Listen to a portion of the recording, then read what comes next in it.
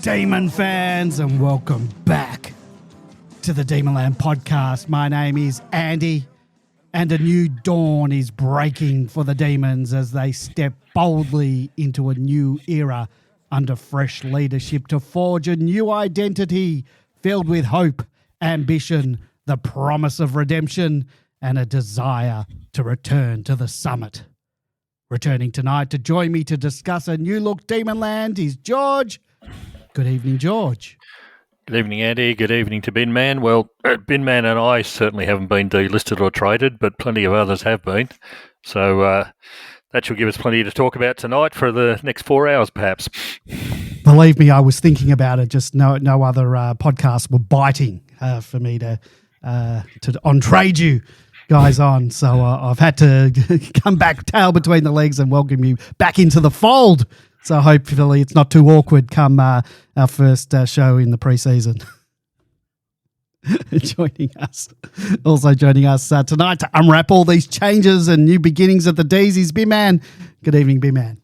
Good evening, Andy. Good evening, George. Good evening, Demonlanders. Exciting time for me as someone who likes to be optimistic, a completely level playing field from which to grow my optimism. And yes, I have to say my exit interview with you, Andy, at season's end was, I came out somewhat shocked. It only went for 13 minutes. And you said, look, I don't know, Binners, if you can't find somewhere, we might have to train up some of these young Demonlanders to you might be benched. And so, as I said in that exit interview, I'm happy to train up those young players, just like Stephen May. But I will work hard and to earn back your trust and faith to get a regular starting gig. So rumours had gotten back to me about your behaviour at the races and at dance parties, and yes, I just wasn't happy about that. Well, I wasn't misbehaving enough, or well, probably not enough. All right, we usually do a season review show at the end of each year, but by the end of this season, I was completely running on fumes. I couldn't get to the finish line fast enough, and honestly, I just wanted it all to be over. That is the season. I didn't have the head to unpack or revisit another hellish season that I was desperate to forget. I thought that time would heal all wounds, but it really hasn't. So that said, so much has changed since the season ended. We're on the cusp of a new chapter with a new coach, a new CEO, a new president, and even a new look midfield. So rather than rehash the pain of the past, we're going to look forward. We'll share our thoughts and expectations for the new coach, our impressions of the CEO. We'll break down the trade period, discuss the ins and outs, the delistings, and we'll cast an eye ahead of the upcoming November draft. So without further ado, let's get straight into it. Let's talk about the new coach. And late in the season, this season 2025, Melbourne Football Club found itself at a major crossroads after ending the 57-year premiership drought in 2021 under coach Simon Goodwin. The Demons had spent that 3 years firmly entrenched in the top four, but two consecutive straight sets finals exits were followed by two bottom five finishes, prompting the board to make the dramatic decision to part ways with Goodwin with 3 games remaining, as we've already discussed on this podcast. And with the senior coaching position vacant, the club launched a comprehensive search to find the right leader for the next chapter in its 167-year history. New CEO Paul Guerra revealed that around 30 prospective coaches were sounded out in the early stages before 6 were invited back for in-depth interviews with the coaching appointment panel. The club made it clear that it was seeking someone with a balance of experience and modern coaching philosophy, a strong communicator capable of leading list management and driving cultural renewal. The coaching appointment panel consisted of interim president Brad Green, incoming CEO Paul Guerra, director Steve Smith, GM of football Alan Richardson, former Essendon captain Joe Watson, Melbourne Storm football director Frank Panisi, and HR specialist Mian Callahan. The 6 candidates shortlisted were former Collingwood coach and short price favourite Nathan Buckley, former Port Adelaide player and current Bulldogs assistant Brendan Lade, former Geelong player and Cats assistant James Kelly, Collingwood assistant Hayden Skipworth, and former Bulldog and current Bombers assistant Daniel Giansiracusa, and Stephen King, the former Cat and Saints player and Geelong assistant, who also spent time as assistant coaches at the Saints and assistant coach at the Suns, and actually coached the Suns for a couple of games. Ultimately, the club announced in early September that Stephen King would become the 28th senior coach in Melbourne's history. His appointment was unanimously endorsed by the board following the panel's recommendation. The club cited his broad experience, game sense and footy IQ, his clear communication style, and his alignment with the club's future direction. King impressed throughout the process with his grounded approach, focus on player development, and his vision to modernise Melbourne's ball movement and scoring profile.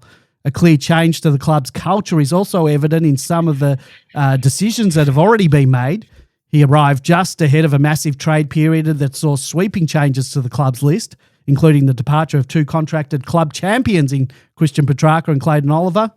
King, alongside the list management team, footy department and board, has wasted no time in making bold calls as the club reshapes for the future. So, gentlemen, we'll get into the individual trades in more deal later. But for now, let's keep the discussion general about King's appointment and the club's early direction under his leadership. We haven't actually had a show since the appointment of the new coach, so let's get into it. George, I'll start with you, and then Big Man, you can jump in after. What are your thoughts on the appointment of Stephen King? If you want to touch on why you think he was chosen over the other candidates, please do. What do you think he'll bring to the table as coach? It's clear he's already made some strong cultural calls. What do you make of that approach? And finally, what sort of changes do you expect to see on field under his leadership? And by all means, add any other thoughts, impressions, and expectations that you might have. That's a fair bit to unpack there, Andy. But unfortunately, we weren't part of the selection process, which perhaps we should have been as Demonland Tragics. But the reality is, from the outside, there appeared to be, Buckley was certainly putting in a big, putting his name forward at every opportunity in the media. But King got the job eventually. Now, just looking at it on the face value, King comes with a really strong pedigree. He's worked with multiple clubs at multiple stages of their development. So he's certainly got the experience. You mentioned when the announcement was made about having modern football knowledge, techniques or procedures. He's certainly right at the forefront of that, coming directly from Geelong for a start. Geelong have been successful over a very, very long period of time, consistently in finals, consistently getting to the pointy end of finals, although they haven't been all that successful at actually nabbing too many premierships.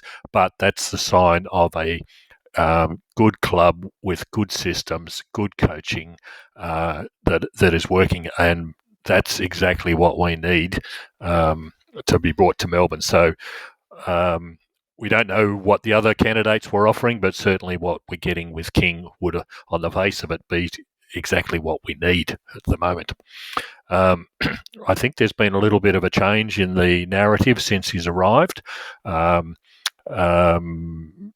he first fronted the media, I think it was on the 15th of September, there were statements like Petrarca and Oliver are definitely part of our plans. Well, that all evaporated very quickly, as everybody knows. And I suspect that King has had a deep look at the list that we have, and it perhaps isn't what was originally he expected. So we'll talk about the individual trades, but there didn't seem to be too much heartache about moving Petrarca and Oliver on. So the advantage of a new coach and a CEO and anyone who comes into the organisation for a start is that you're the new broom, and the best time to use that broom is when you first come in. And I think we've already seen that. We've traded or delisted 11 players this year, which is more than any other side in the competition. That would have come with his imprimatur. So the broom has moved on.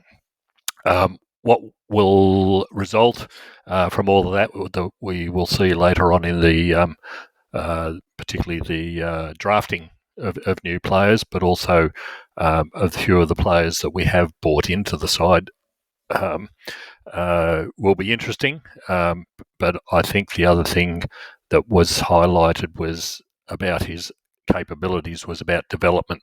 And I think for the next 3 to 5 years, this is what the Melbourne Football Club's all going to be about. It's going to be about developing to get to the next necessary level. And unfortunately for a lot of the fans out there, that's how long it takes. So we'll wait and see. But I think King has the nice position to be in. He's got, I don't know what the length of his contract is, but he's probably got a 3 to 5 year period, particularly with a development type focus, of been getting some free air that I don't think a couple of the more established coaches might have got. So we'll wait and see what happens over that period of time. Yeah, I've got probably a bit of a different take. I mean, this is a sort of a theme that we were talking about last year, George. I just don't buy the list stuff. And there's no way King didn't know who our list is. He suddenly walks in the door, does a couple of exit interviews, and suddenly goes, "Oh, geez, I didn't realise the D's list wasn't as strong as I might otherwise have thought." He's, as you just mentioned, he's been a professional in the AFL. I don't think he had a break between being a player straight into coaching. I've got a feeling. In any case, it's how many years has he been involved in the system? Yeah, he was at the Saints. He ended his career at the Saints and then started straight away as an assistant. Yeah, so when was that? When did he finish his career? 2010 or something like that. 2010. So he's been in the AFL system as a senior assistant coach for 15 years. He would know every single list in the AFL like the back of his hand. There's no surprises. He would have had zero surprises about the type of player or quality.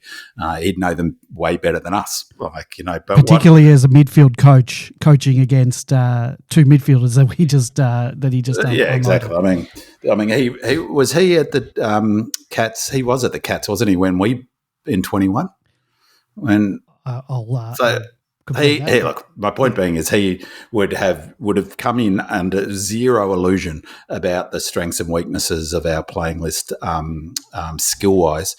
What I do think is that where he might have had his eyes opened a little bit, and where that sort of tenor change that you mentioned, George, might come in, is that I think he's got a good look at the culture and gone, hold on, we've got that reset has got to be hardcore, and he's essentially done a version of what arguably Goody did when he adiosed Hogues. I know Hogues chose to go, but he was pushed, and Watts at the same time, and setting that cultural benchmark, which is exactly what Goody did. And I was totally against them getting rid of Watts, namely because he was our best kick, and even back then I was banging on about how important kicks are. But obviously the proof was in the pudding. It was proved to be a good decision from a cultural perspective.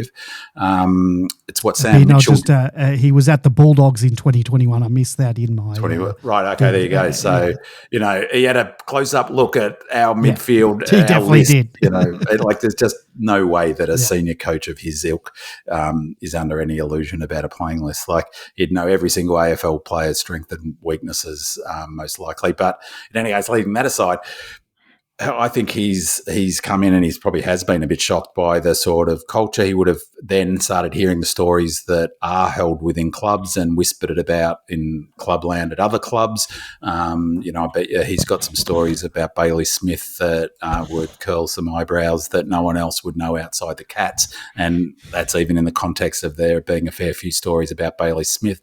Let me tell you that I've heard that of curling my eyebrows. And similarly, when Sam Mitchell came to the Hawks, it's what he did. He got rid of players, and that's what McRae did at, he was at pains to say McRae it wasn't cultural, but he certainly looked to move on players, including doing what we're doing this year, is carrying the salaries of Grundy. And then, am I right in saying also Treloar?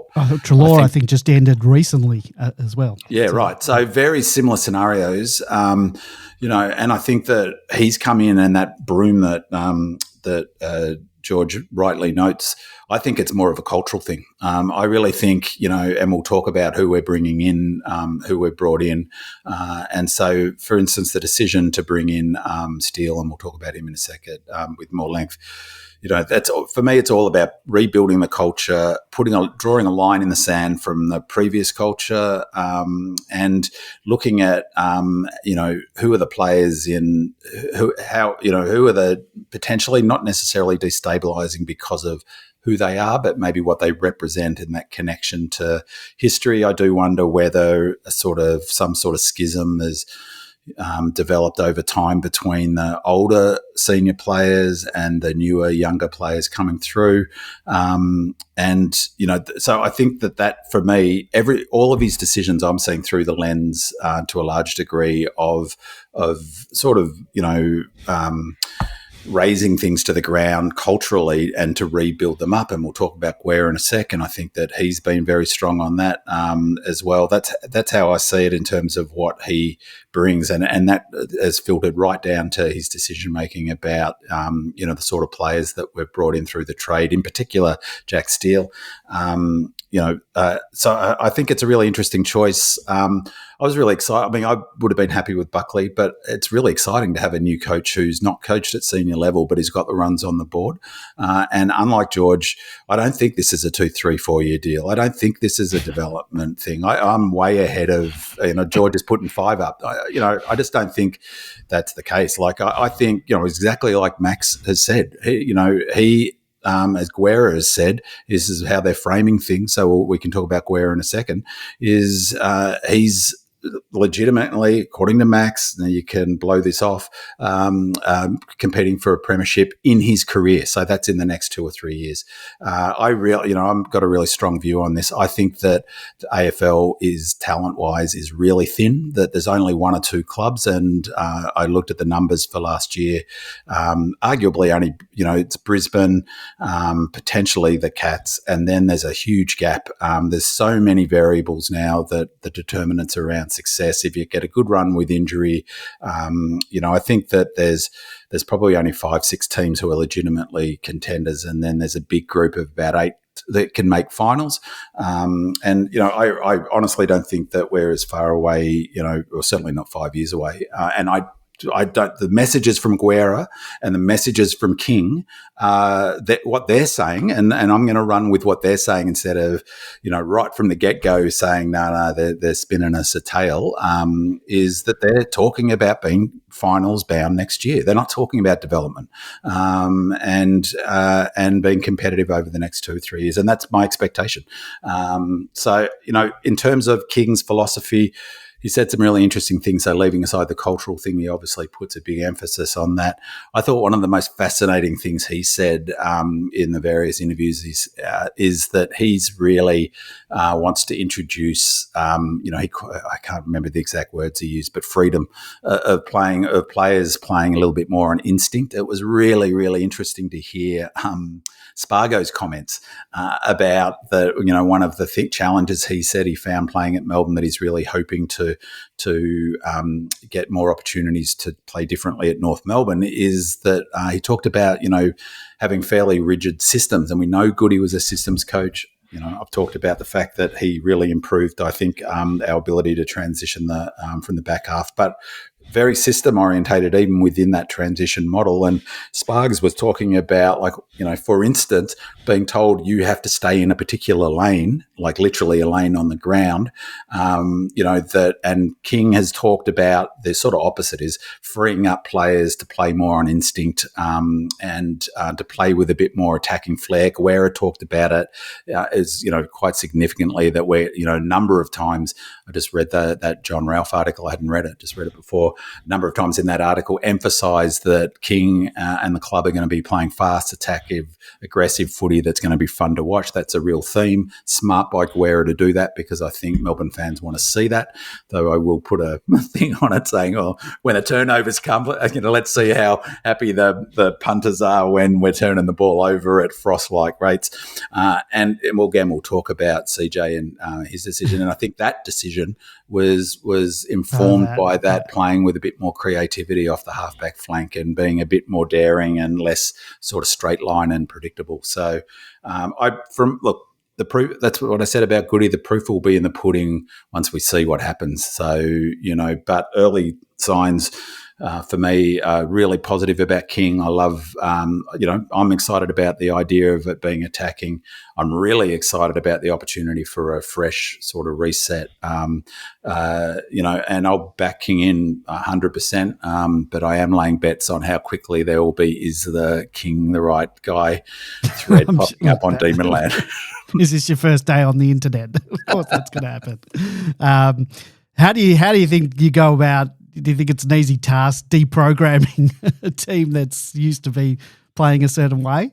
Well, no, it's not. But again, that speaks to why as a team, he's getting rid of two of the linchpins in that model. Yeah. So, and that's why they wanted to get rid of Steve May. That's why they want to, it's no easy thing. And I think we found that last year. It wasn't even playing on more freedom. I think that territory game that was so successful for Goody, he 100% tried to introduce a new method, and players like Track and Clary struggled at times not to instinctively just go for territory as opposed to linking up with handballs to get overlap run the way our AFLW team does, for instance. They're instinctively, you can see the way they play, the AFLW team, the way they play with that overlap run, that's super instinctive. They're always looking for it. That never looks super instinctive for, ironically, it was getting better for Claz at the end of the season. But, so no, I don't think is any easy thing, but, you fast track it a bit by getting rid of some of those older players who were stuck in that old model. What we didn't have tabled for discussion, and I'd totally forgotten, was the assistant coach changes. Any thoughts, or who have we brought in? We've brought in Jared Rivers, XD Demon, as backline and defence coach. Rory Atkins, who was originally, I think he's played for a couple of clubs. I think he's been at, he was at Port, Gold Coast, and Adelaide through his journey. So he's going to, it says he's going to work closely with Taylor Whitford, who was the Casey coach and has been promoted to head of development. So Taylor Whitford, ex-Casey coach, head of AFL, head of development, and Rory Atkins will work under him as development coach. Matthew Scarlett's coming in as a part-time specialist coach. I don't know what that means, but we know. Is that for sure, Andy? I wasn't sure. Yeah. Matthew Scarlett is for sure. I had heard as well. Hawkins, but nothing's been confirmed. That was it. Still might happen. If it does, I think it'd be a part-time sort of forward role. Interesting enough, Nathan Jones is now the sole midfield and stoppages coach. And I was a little bit worried about that, but then I remembered Stephen King, our head coach, as a midfield coach, so maybe he'll dip in. So I assume if Rivers is the defence coach, it means that Troy Chaplin will remain. He's just listed as assistant coach, but I assume that will be the forwards coach again. Which, it's a bit hard to tell with assistant coaches you don't really know their record of. But I always thought Rivers, to me, looked like someone who was a natural coach. I really loved Riv as a player. So, I think he was always level-headed and, sort of seemed always more mature than, his age. So I love that choice. The big one for me is keeping Chaplin, because I like the fact that King is doing what all coaches, obviously want to do, is build their own team around them. But you've got to have some continuity. You can't just sort of completely throw out the baby with the bathwater. And my estimation of Chaplin really went up at the end of last season. I really enjoyed what he brought to the table. I've always liked him, but I thought he did a really good job in difficult circumstances. Can't be easy, coming in for, it's a bit of hiding to nothing, isn't it? Coming in for 3 games at the butt end of a season after the senior coach, the premiership coach, gets sacked. So, but I thought, particularly with the sort of noise that he might go to Collingwood, I thought that was a really important re-signing to keep Chappie.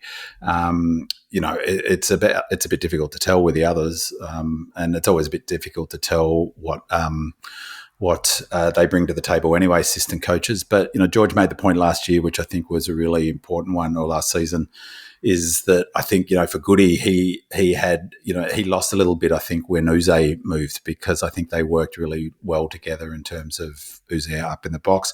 But King will, as an assistant coach, a long-term assistant coach, will have very clear views, I suspect, about what he wants from his assistant coach. And he strikes me as someone who will delegate and, allow the assistant coaches to bring, their strengths to the table. So, which is what Chris Scott did at Geelong, does at Geelong, apparently. So I'm sure he'll bring some of that. So who's King's been under? He started out at the Saints, and that was in 2011. So I'm not sure, was our Alan Richardson there at that time? It's either Richardson or Lyon. I think he crossed over with. Upon retiring from playing, King shifted to coaching at St Kilda from 2010 and 2011 seasons.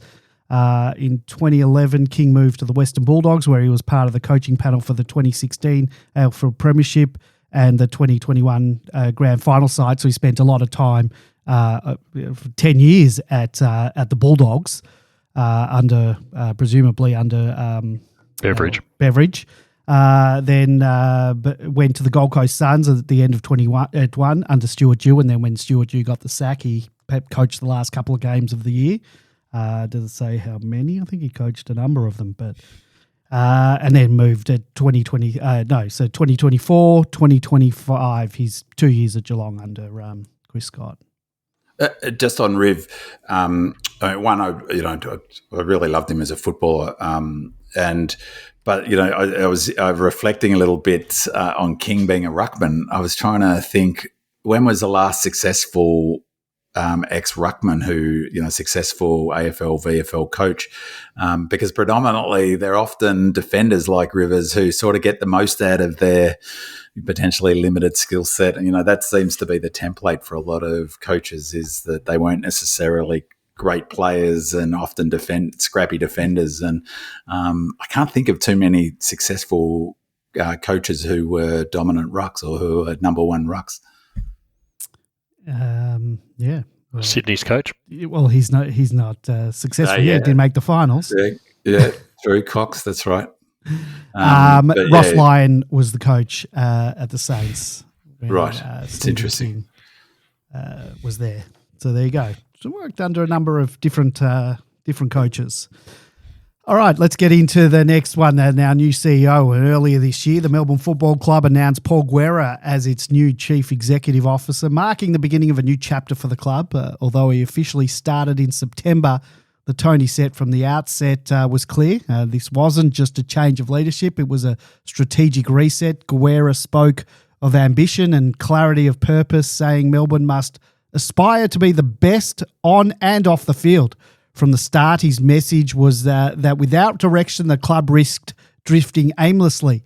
Guerra's vision extended well beyond the playing group. He emphasised culture, values and performance, wanting Melbourne to be elite not only on the scoreboard but in how it operates, from membership experience and communication to facilities and partnerships.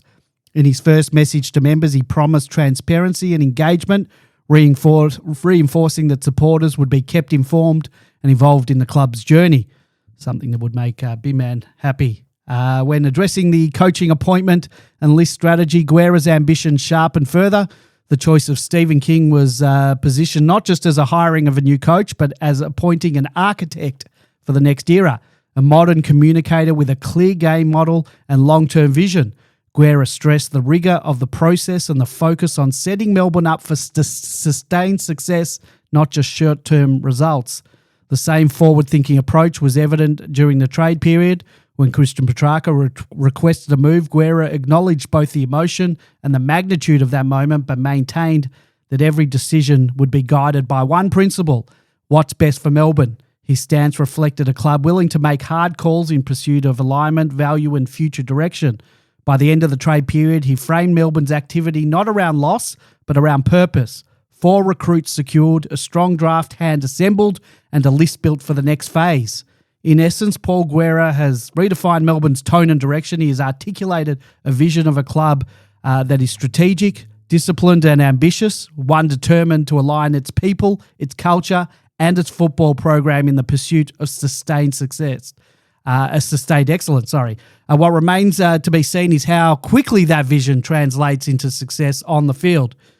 Now, guys, I've got to say, I like everything I've heard from Paul Guerra so far. He comes across measured, articulate, genuinely connected to what the club needs right now, and whether it's been on radio, in any of the press conferences, or in even the written communication that we get in the form of emails, he's really, with me, struck the right tone, and he's spoken clearly about the culture, about standards, about becoming or being elite on and off the field. He's saying all the right things, and you can't fault the messaging at the moment. He certainly talked the talk, and it's exactly the sort of talk that we wanted and needed to hear after what's been a pretty turbulent couple of years. So, of course, the next step is seeing whether he can walk the walk, and time will tell if that strong communication and vision translates into something real and lasting change on and off the field. So let's open it up. I'll start with you, B-Man, then George, you jump in after. What have your impressions of the new CEO been? Do you like what you've heard from him so far? What do you make of the messaging about the direction of the club, his overall philosophies, and the way he's gone about the coaching selection and list management? And, of course, the big one, our long-awaited new home base, which alongside on-field success will ultimately be the one of the key measures by which we judge him.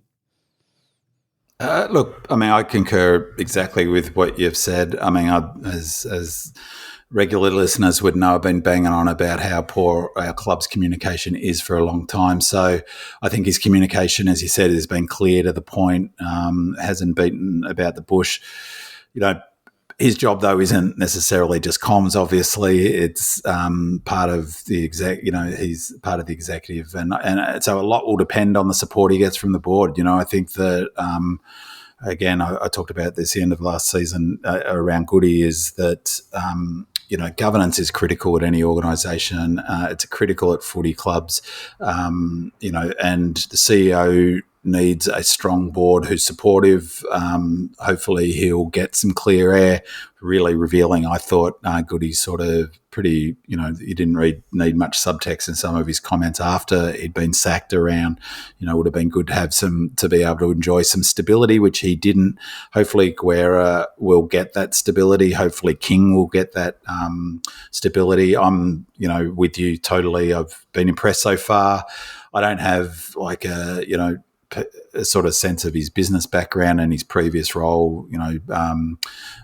George is probably better to speak to that. But, I that article that I was referencing before, I quite like the way, exactly like you said, he's got a good way of communicating plain language without tipping over into some of the motherhood statements that you can do. So whether that's, I mean, I hate to say whether that's an affectation. It doesn't feel like it. It just seems like a genuine. But this quote really jumped out at me. He talked about losing the experience of 2 players, 6 Bluey Truscott medalists, 7 All-Australian jumpers in, of course, in Klas and Petrarca.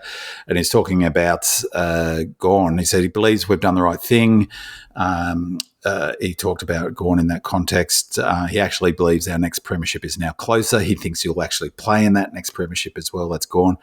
But this is what jumped out at me, because he could have easily not said this. And we could have stuck with Clayton and we could have stuck with Christian, no problems. But we finished 14th in 2024, 14th in 2025. And if nothing changes, then nothing changes. And we've made the decision that we don't want to finish 14th again. We want to improve ourselves. We want to go for the next premiership and put ourselves into a position where if we win one, we're going again. We have to do that by starting to compete. And this is the thing that really jumped out at me, this part of the quote. We cleared any dressing room issues out. We've now got a group of people with a fresh coach who has a really clear ambition about how he wants to play the game, and it's going to be an aggressive style. We're going to be high scoring, and now we've got the players in that can do that. that was probably a little bit of the sugar on top, because I don't know that we've really improved our playing list so much that we're suddenly going to be able He's not going to come out and go, there's going to be some hard times before. No, but like that sort of messaging for me, he's like, without saying, being all Pollyanna and saying, well, we're going to be pushing for a flag next year or making any promises. He is saying, he's putting a flag in the ground behind King, saying we're going to be more aggressive. We're going to play more aggressive. But for me, it was really interesting that he foregrounded the fact that that there were issues that, he talks about. What did it say? We've cleared any dressing room issues out. You don't really need to be a mind reader or brilliant at seeing subtext to know what he's getting at there. And I appreciate that sort of honesty and straightforwardness and not beating around the bush. So so far so good for me. And I pretty much agree with what everything you said about him. George, there's really not much we can take at this point in time. I think every single CEO that even this club has ever had will always come out in the first couple of weeks telling how good it's going to be, and we're clearing out all the problems, and it's onwards and upwards from here. Wouldn't expect otherwise. Talking the talk, we won't walk. Yeah, that's exactly right. The proof of the pudding is going to be for what happens over the coming years, not just the coming season. I'm always reminded of when Peter Jackson came to the club. He had to clear out a lot of the rubbish there, and it took a long time to put us in a position that we were seriously challenging, and he probably built the structures underneath for the 2021 Premiership success. As a CEO, that's how long it takes to change things around. You just don't change the culture overnight. You don't change the business overnight. These things take time. Hopefully he's the man for the job. Unfortunately, we have a very, very poor history as a club of CEOs that are just incompetent, for want of a better word, and haven't delivered what we want. Where that blame lies, it's up to the listeners to work that out. At the moment, it's sounding promising. Of course, it's sounding promising. We just have to wait and see. But like I said, the real proof is in the pudding. He's got a lot on his plate.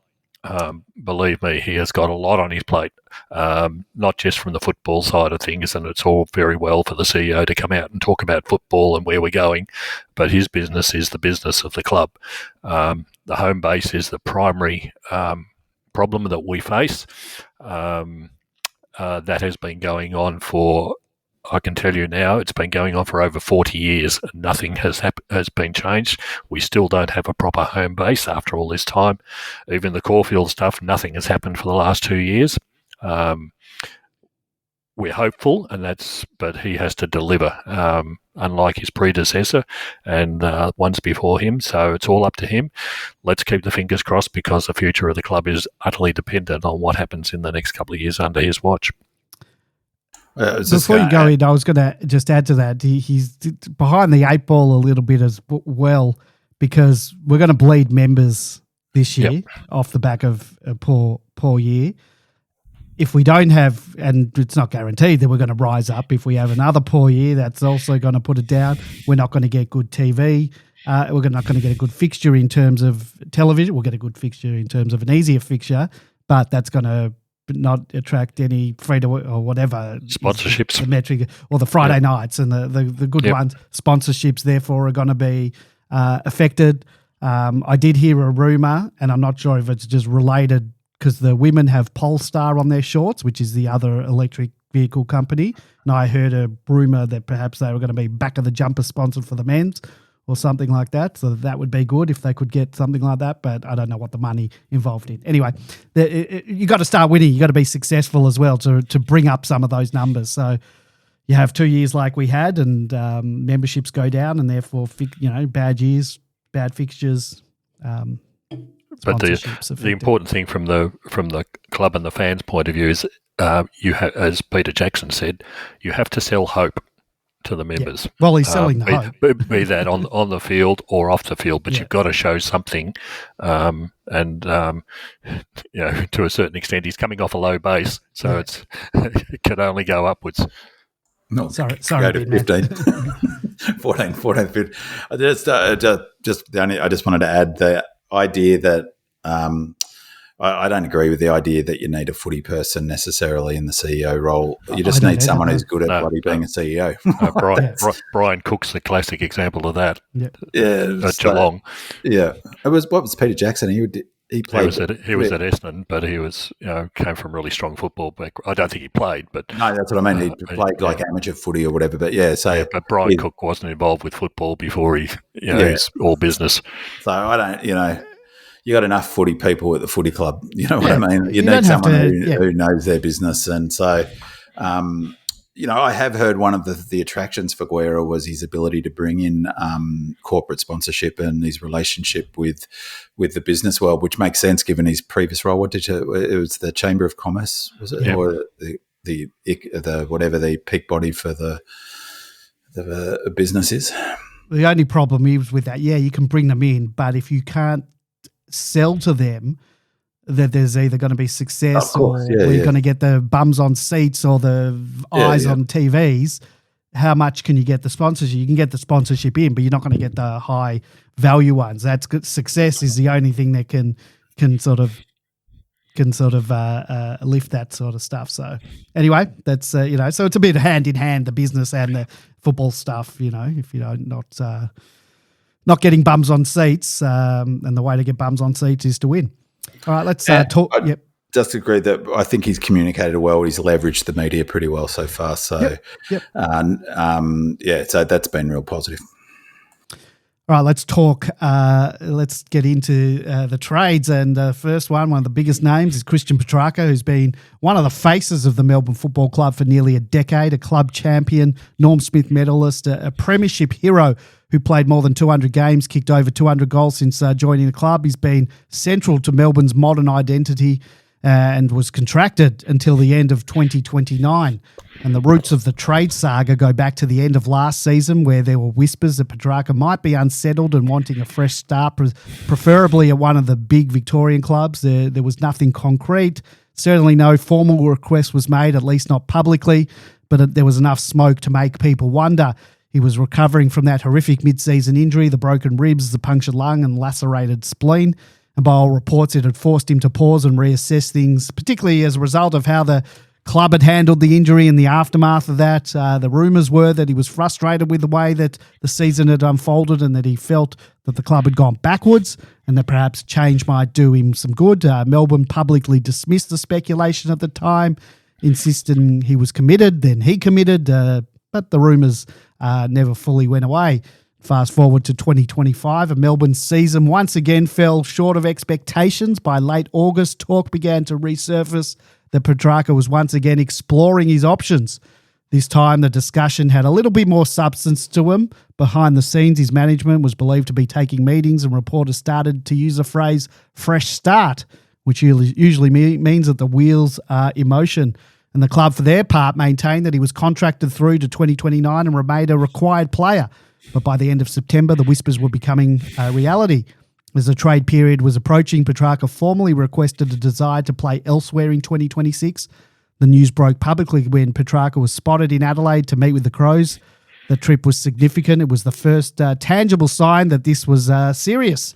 At the same time, it emerged that the Gold Coast Suns were also in the mix. The Suns had both the cap space and crucially, the draft picks to make Melbourne listen.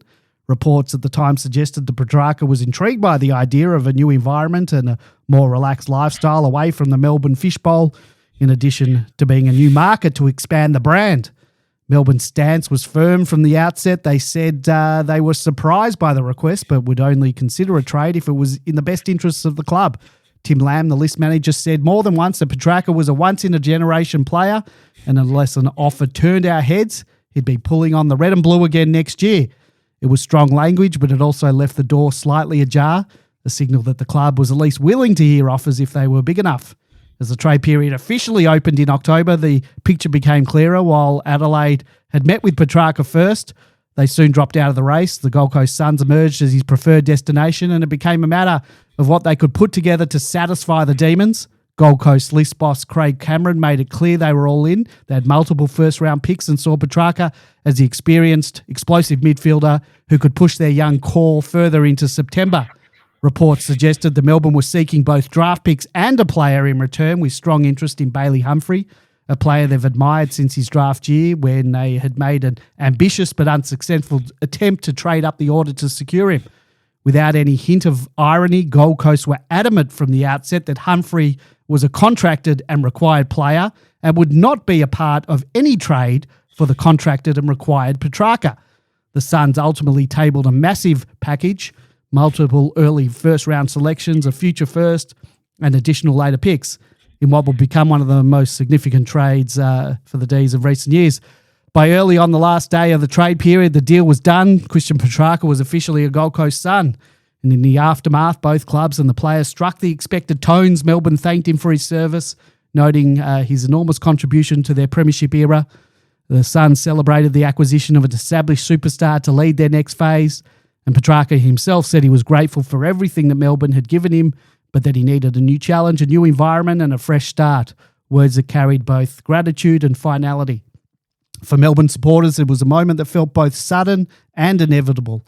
After all the speculation of the past 2 years, after the shifting moods and the uncertainty, the break had finally come. And while the club will no doubt take comfort in their draft bounty that they secured, the departure of a player of Petrarca's calibre marks the end of an era, and perhaps the beginning of a new one, both for him and for the Melbourne Football Club.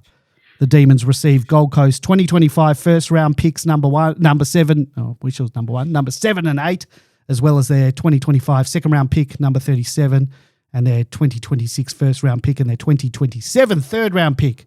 In return, the D's gave up Petrarca himself, our 2025 first-round picks number 24 and 28, as well as our 2026 second-round pick. George, I'll start with you and then Bimman. Your thoughts on losing a contracted 30-year-old generational player? What did you make of the way that the club handled the situations, the negotiations, and the eventual trade and the bounty of picks that we received? And would you have preferred a player in return? Should we have held a want-away star to their contract? It's a really sad situation that we found ourselves in with Christian Petrarca. I think this has been brewing for a number of years. This isn't just something that's happened overnight. I feel a lot of sympathy for him because I suspect behind the background there are a lot of factors that have gone into his decision. He clearly wanted out last year. He was able to achieve it this year, mainly because other clubs, given the late notice of his desires last year, wouldn't have been either able to accommodate him from a salary cap point of view or for a trading draft position. So, well, it sounded last year that he was only open to two clubs who had no picks and wasn't open to going anywhere else to clubs that had picks. It was never going to happen last year. He left the run too late, so to speak, to try and get out, but it was always going to happen this year because... And as exactly happened, a number of clubs made the move, the Suns and Adelaide, and they had both draft and salary cap space to be able to achieve the aim. I suspect he was simply frustrated by what was going on in and around the club at the time over the last couple of years. He is a professional by all reports, and there are certain individuals within the club, not just one, but a number over these last couple of years who were held to different standards than what he was expected to be held to, turning up for training and the responsibilities in and around being a professional footballer, while others are getting away with it and did for quite a period of time. Again, the listeners can put their own names to those. So not surprised that he went. I think it's actually going to be very good for the club. Firstly, because a disgruntled player you do not want around the club. It'll be interesting to see what Zach Merritt is like at Essendon in the coming year. But a player who really doesn't want to be in and around his teammates, you don't need in and around the club for the first point. I think it's also very advantageous to the club for the future. Unlike Binman, I don't think our list is really great.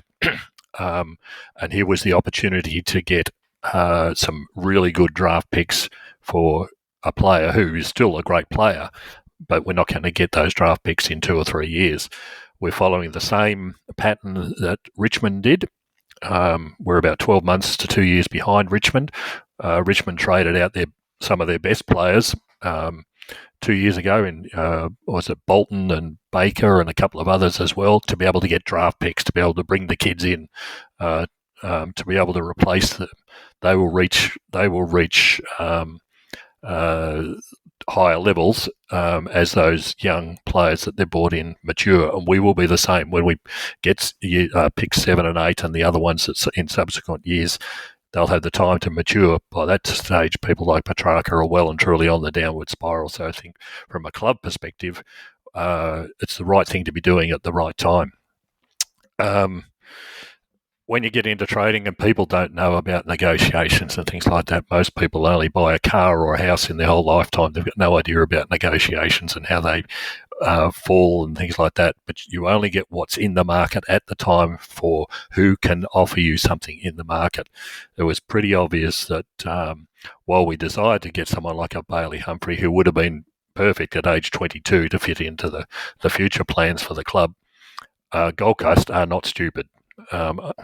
Unlike previous other clubs in previous years, again, you can probably look at the red and black teams for those, where they absolutely refuse to negotiate because they just don't want to negotiate. But in Gold Coast case, they're not going to give away a real, genuine, high-quality player at that point when they are seriously going to be challenging for the top end of the ladder the next year. So doesn't matter how much you hold your breath, you're not going to get a Bailey Humphreys if they're not going to give it to you. So the fact that we got all these draft picks is advantageous to us. Good luck to us. We'll see what happens in a couple of years as a result of that, but I think we'll be better off as a result of this. Unfortunately, we've lost a generational type of player, the club's sole Norm Smith medalist and premiership player. It's very sad to see him go, but it has happened now, so we have to he's not a Melbourne player anymore, so we don't have to support him anymore. So just some quick thoughts.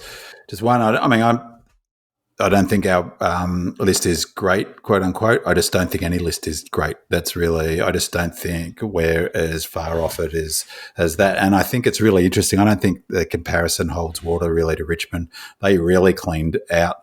I mean, the fact that we chased so hard for Humphrey, we went after him hard and we almost got him. And we moved heaven and earth to get him. We didn't get close to getting him. They were not going. They were not. As you said, you don't know, George. You don't know that, and so we know because he didn't come.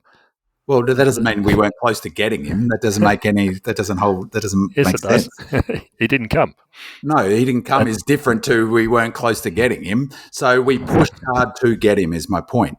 So we weren't planning on getting this big sort of influx of draft picks. So we were planning to bring Humphrey in to be competitive, not to do what Richmond consciously did and got rid of multiple players, Rioli, Baker, and who was the other? Bolton. You know, that was their plan right from the get-go. Clearly wasn't ours because we tried to land Humphrey and before that the other Flanders. So it was Humphrey and picks. Yeah, but not chasing. Obviously, yeah, Humphrey would have taken up. It would have been Humphrey in a late round pick. We weren't going to get anything more. So, So I think that in terms of I'm no good at the terms of what I don't have real enough knowledge or enough sort of understanding about what represents value. I agree with George. The market is what the market is. We'll talk a bit about McVie. I thought we did fantastically out of McVie. If you compare 23 to Nibbler 28, I know who I'd choose over those two players. But we'll talk about that.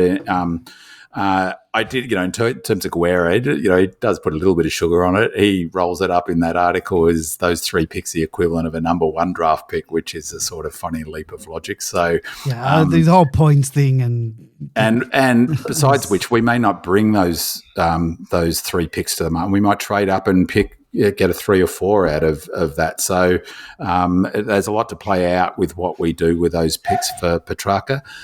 Just on track. I agree with what George said in terms of, obviously we're losing a generational player and that's sad.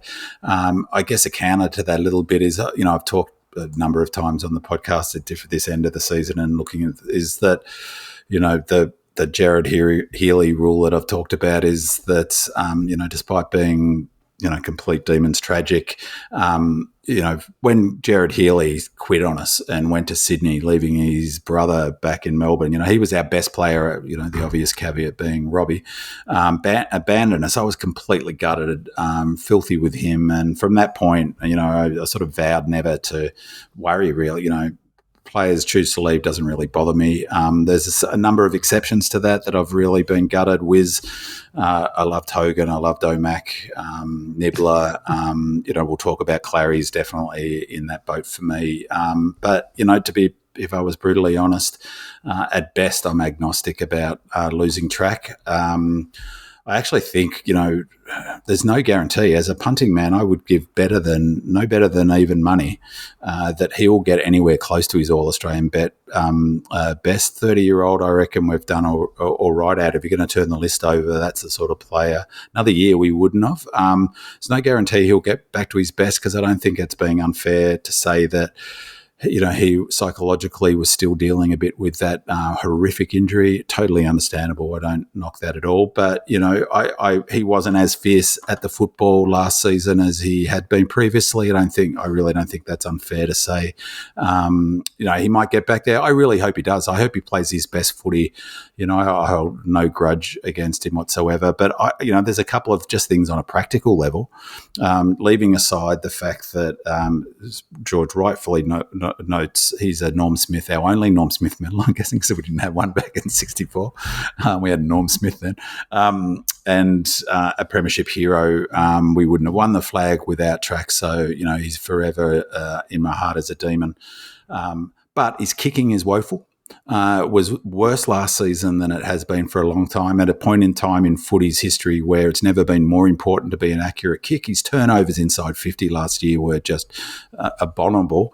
And I think there's an issue, like in terms of, hopefully he thrives at Suns. It'll be a good environment for him. But to be perfectly blunt, I take your point about his professionalism and his training standards and that sort of stuff. Well, what I would have liked to have seen from Track is a little bit more off-field leadership and taken some of the heat off Max and not allowing Max. He's a senior player on $1.3, $1.4 million a year.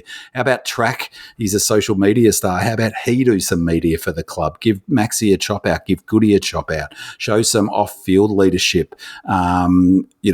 So as much as he's on-field and he's training, I think there's an element where he didn't contribute really positively to our culture at times in terms of connecting people. I think we really lost a lot when we lost Gus in many ways, and that was compounded when we lost Nibbler. Well, I expect a senior player on probably the highest paid footy player at the club to fill that void, and I don't think he did. Notwithstanding that, again, a horrific injury. That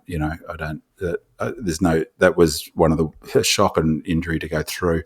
But yeah, so I think just sort of looking at it neutrally, I think we've come out of it pretty well, especially if we can turn a couple of those picks into one or two super elite kicks who can bring us forward and who, is a bit more reliable set shots. So the other thing that we won't is that his acceleration speed is super important in footy now, from a standing start particularly, and he's not quick. And same goes for Claz. So, if we're going to play a more aggressive, high-tempo game, we need players with wheels, both on offense and on defense, to get back when we turn it over. And on that front, Claz was a liability from a speed front, and Track wasn't a million miles from that either. All right, from one generational player to another, Clayton Oliver, a four-time best and fairest winner and a premiership midfielder, has been a stalwart of the Melbourne Football Club since his debut in 2016. Oliver's future at the Demons had been the subject of speculation going back a couple of years, and during the 2024 trade period, there were reports that the club had told him he was on the trade table after a period of injury, inconsistent form and off-field issues. At the time, no trade happened and the club reaffirmed their commitment to the club champion. But as the 2025 trade period approached, the atmosphere around his future changed markedly. In the months prior, he had given every indication of wanting to stay. His manager stated he was very happy at Melbourne and wanted to be a part of the new era under coach Stephen King. When King finally arrived at the Demons, Oliver was summoned to a meeting and reportedly told that his role in the team would change significantly in 2026. The club informed him that he may need to play a more outside the midfield or face time away from the senior side if he couldn't adapt. At that point, Melbourne publicly said that they would respect Oliver if he wanted to explore his options, an acknowledgement that a trade might become possible. A major wrinkle in any potential trade was the size and length of Oliver's contract, tied to Melbourne until the end of 2030, reportedly on a deal in excess of $1 million per season. For rival clubs to engage seriously, they'd have to consider how much of that salary Melbourne would continue to subsidise or how the trade package would be structured, which made the negotiations complex. As the 2025 trade period approached, the narrative moved from might to could. Reports emerged that Melbourne were open to letting Oliver go, provided the deal suited their list strategy, while Oliver himself was considering his future given the club's changed stance. Clubs such as Collingwood and the Giants were strongly linked, with rumours and also photos of meetings surfacing.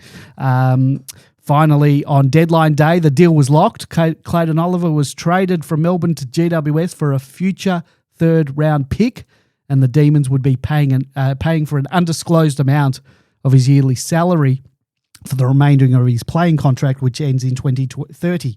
Yes, you heard that right. A four-time Bluey Trophy winner was traded for a packet of chips, and we will be paying for a premiership player to play for another club.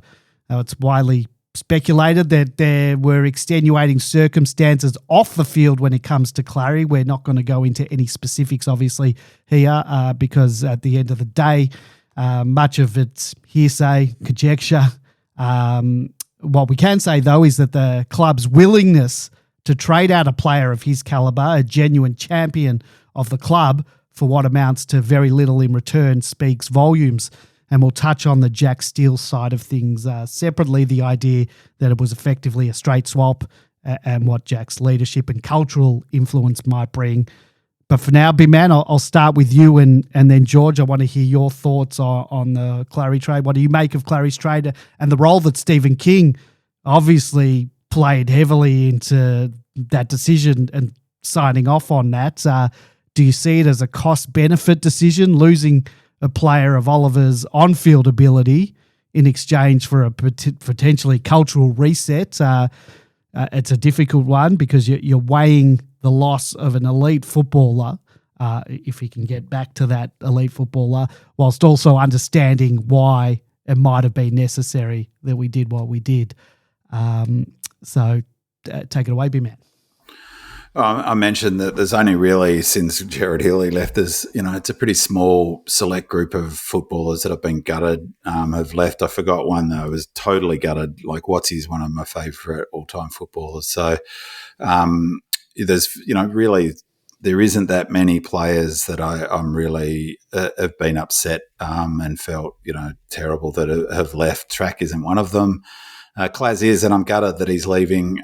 He's right up there with my one of my all-time favourites. As I said, that's a pretty select group, or that's a select group as well. He'd be my top 10 all-time Melbourne players. At his best, he's one of the best footballers I've ever seen play footy. Without a doubt, the best handballer, better than Williams, Diesel Williams, best exponent of handball I've ever watched. And I've always had affection for him, in spite of his behavioural issues, perhaps even because of them. I feel a bit of an affinity for someone who makes bad choices and can be, can make bad choices. So, I've always loved him as a player. But that disappointing he's leaving is really, it's tempered by the sense that, there's always the risk that he'll make bad decisions.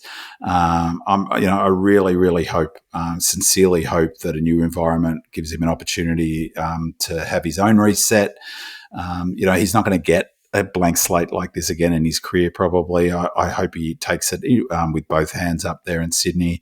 But the reality is, as a punter, there's, speaking of even money, there's always that risk of him making a bad decision and it popping up in someone's news feed or whatever. And as I said, I've got huge affection for him, but as much as I've got that huge affection for him, to be honest, I think it was 100% the right call for King to tell him to look elsewhere. And that's basically code for you're gone, so we don't want you here. I hope he thrives in Sydney on field and off field. I'd love to see him get back to his really best footy, but it was the right call, and there's no question. I don't think there's any question that's about culture. And leaving aside the cultural aspects, it's draining on a footy team having to have babysitters. Let's not forget that, he had some responsibility for, I think the club has some responsibility as well for maybe they should have put tough love. Maybe Goody's got a bit of responsibility in that. I think the board's got some responsibility in that, winning papers over a lot of stuff. I think the board and the club, treated Clary really well after that injury, after his hammy. But before that, he was, I think they perhaps arguably contributed to the stuff that came afterwards potentially. And he's paid a lot of money to play footy, and so he should take responsibility for his choices and not being able to perform in the last couple of seasons to the level that, to be frank, that he's getting paid for 1.3 million a year. But totally the right call, I think. I hate to say it, but that's where I've landed. Yes, we don't have to pay any tracks. That would have driven me nuts if we had to pay any of his salary, but it's just business. It's a bit like what George says. It doesn't bother me at all that we're eating a bit of his contract because, it still clears the decks to bring other players in, doesn't it? And when you're paying him 1.3 mil, 1.4 at the end of his in 230, I think it is. So, we'll be paying track. Both, I think, players to the 230 season, I think. So I think right call. For both of them, I think it was the right call, and it will help King create his own sort of culture. You couldn't really have a full proper reset with Clad still there, is my gut feeling. The only things I could add to that was things changed, obviously, between the 15th of September and 2 weeks later in a big, big way. When King came in, he had plans that Oliver was going to be part of it, and obviously 2 weeks later it wasn't. This, I think, was just the straw that finally broke the camel's back. The other thing I think that needs to be recognised when we're talking about the market that's out there, that there weren't too many clubs lining up to pick him up. And the one club that did offered effectively a packet of chips for him, and even the packet of chips we have to pay for the majority of his wages. So that sort of tells you, you can surmise yourself what's been going on in the background and why that happened. The really tragic part of it from the club's perspective is that we are paying a considerable portion of his salary for the next, 5 years. That's on top of Angus Brayshaw's as well, where we only get 50%, and he probably had a back-ended contract. So I would, apart from what St Kilda are paying us for Jack Steele, which was probably only a couple of $100,000, we're probably $750,000 out in salary cap, which is going to affect our ability to attract other players into the future for the next 5 years. So getting rid of him is good from the culture perspective, it would appear, but I don't know that it's going to do very much for us in terms of rebuilding the list. Just on a football perspective, I think he'll be great at the Giants if he can get fit, like him and Green in their midfield. The thing that for me is just from pure footy thing, his biggest weakness in the last 2 seasons has been his lack of acceleration. It's really, really hurt. If he's going to be a pure midfielder, it only works if you're surrounding him with enough quick players to offset his lack of pace, and ditto for track, to be honest. And I think he'll do brilliantly at Gold Coast. He'll slot, track will slot in beautifully up there. And I reckon Ollie will be really good for Giants as well. I think they've got enough pace, but just purely football, not culture or anything else, is that we need some wheels. And so getting 2 slow players out of the club, and hopefully, I mean, Steele's not super quick, but, hopefully we'll be bringing players with good wheels in. AMW's pretty quick. Windsor's pretty quick. XL's pretty quick. Langford isn't particularly quick. Langdon's quick. So, it just means that it's not such a problem for us how many slow players we've got, because you're always going to be, tracking Clary at the D's. It's always going to be best 22, but that's 2 relatively slow players that won't be with us. All right, let's move on. Although it wasn't the first deal we made, it ended up being the final trade that we made of the period, and its significance can't really be separated from the Clayton Oliver move. The impact it will have on the team and the cost involved are both directly tied to that trade. Melbourne's decision to bring in Jack Steele is far more than just a late acquisition.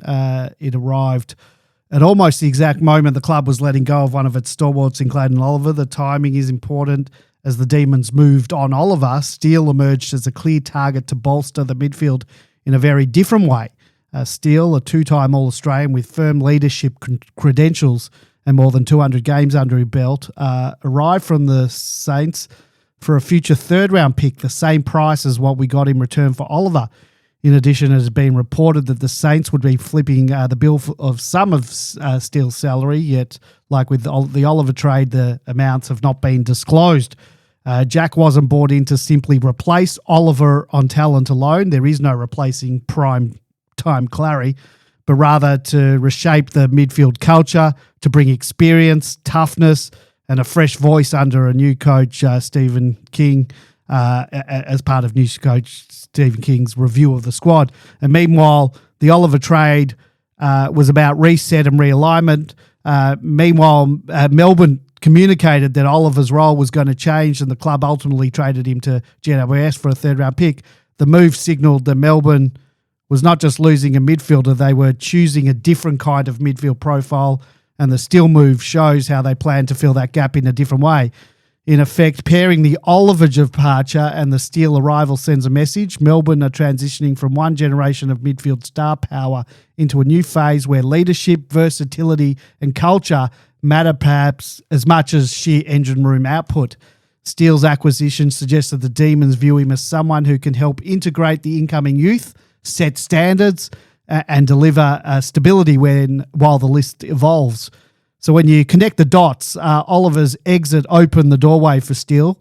Rather than standing still in the wake of Oliver's departure, the club moved decisively to reshape its midfield and bring in a player who aligned with its new direction. It's not a mirror swap of equal talent, but a deliberate shift in strategy. Melbourne's midfield is changing, and the Steele trade is a key piece of that transformation. So, George, and then Big Man, you jump in. What do you make of the acquisition of the man of steel, Jack Steele? We know he's not a like-for-like replacement. If there was any chance Clary could get back to the heights of his pre-injury form, you simply can't replicate that. But from a leadership and cultural standpoint, the influence that Jack Steele could bring to the club might just balance that out. So does that side of the equation help you come to terms with losing a champion of the club? I think there's a couple of things about the Jack Steele procurement by Melbourne that I think was something that really fell into our lap, fortunately. Without Oliver and Petrarca in the middle, that leaves our sole grunt player as Jack Viney. We needed someone else, at least a reasonably high level grunt midfielder.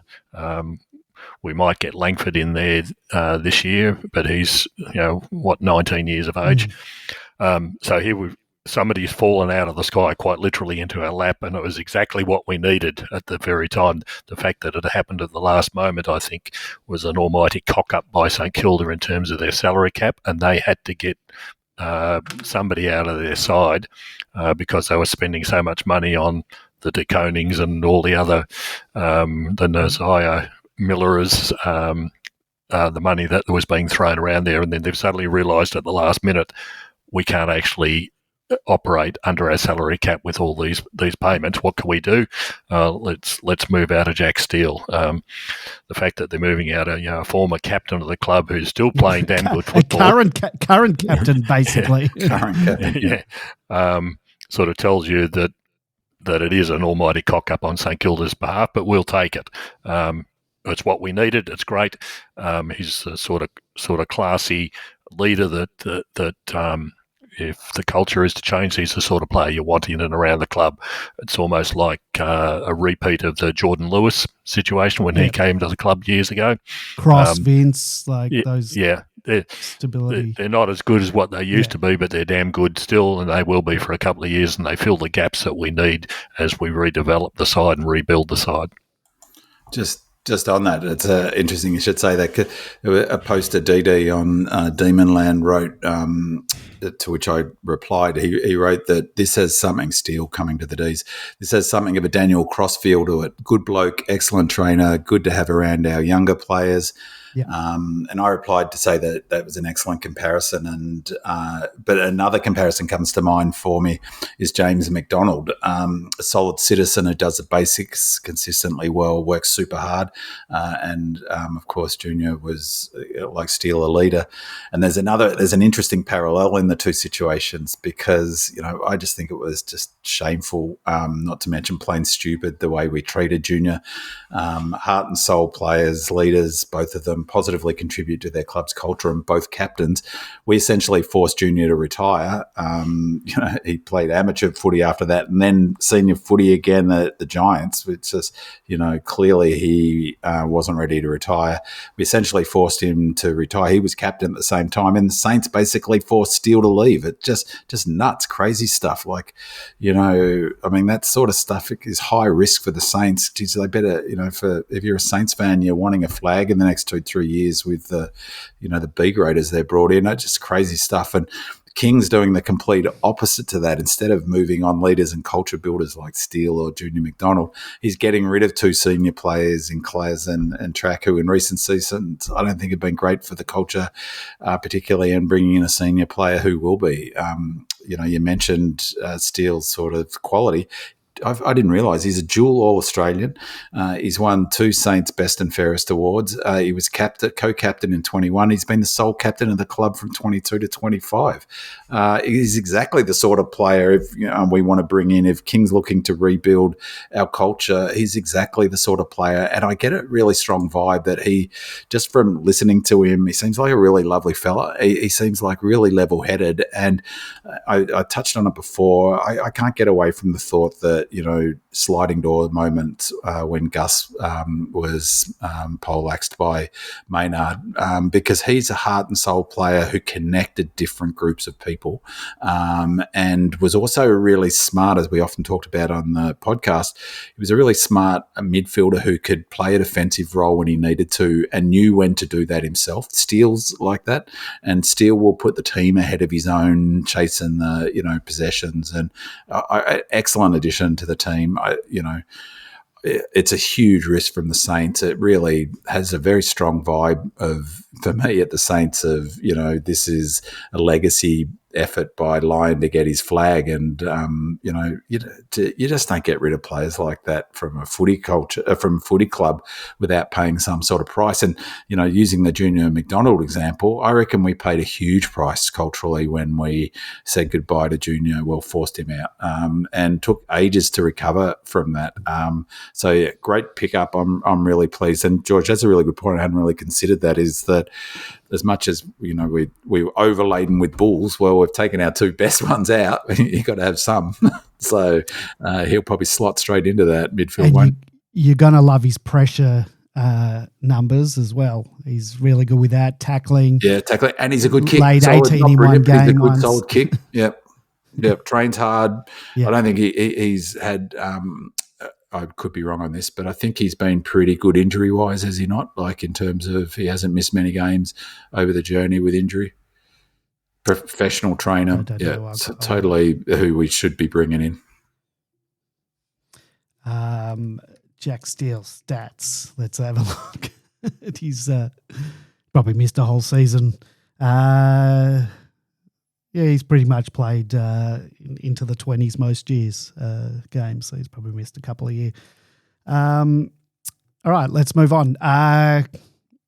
Brody Mychek, coming off a stellar career at Collingwood, the 159 game, 67 goals, 5-time club leading goal kicker and premiership player Brody Mychek brings a proven clutch forward presence to the Melbourne Football Club. Melbourne list manager Tim Lamb summed it up best, saying his presence up forward and his ability to hit the scoreboard will be a great addition. At a club in transition and building around youth and fresh energy under coach Stephen King, Mychek gives the forward line a dependable focal point, someone opponents must account for.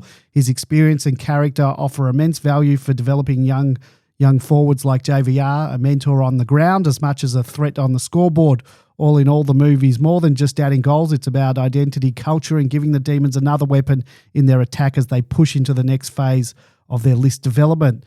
The Demons received Checkers and pick 71 from the Pies in exchange for pick 61 and a future third pick in 2026. So big man, followed up by George. What do you make of the club securing the services of Brody Mychek? And given that's been one of the most common questions we've had all year, how do you see our forward line shaping up next season with Checkers in the mix?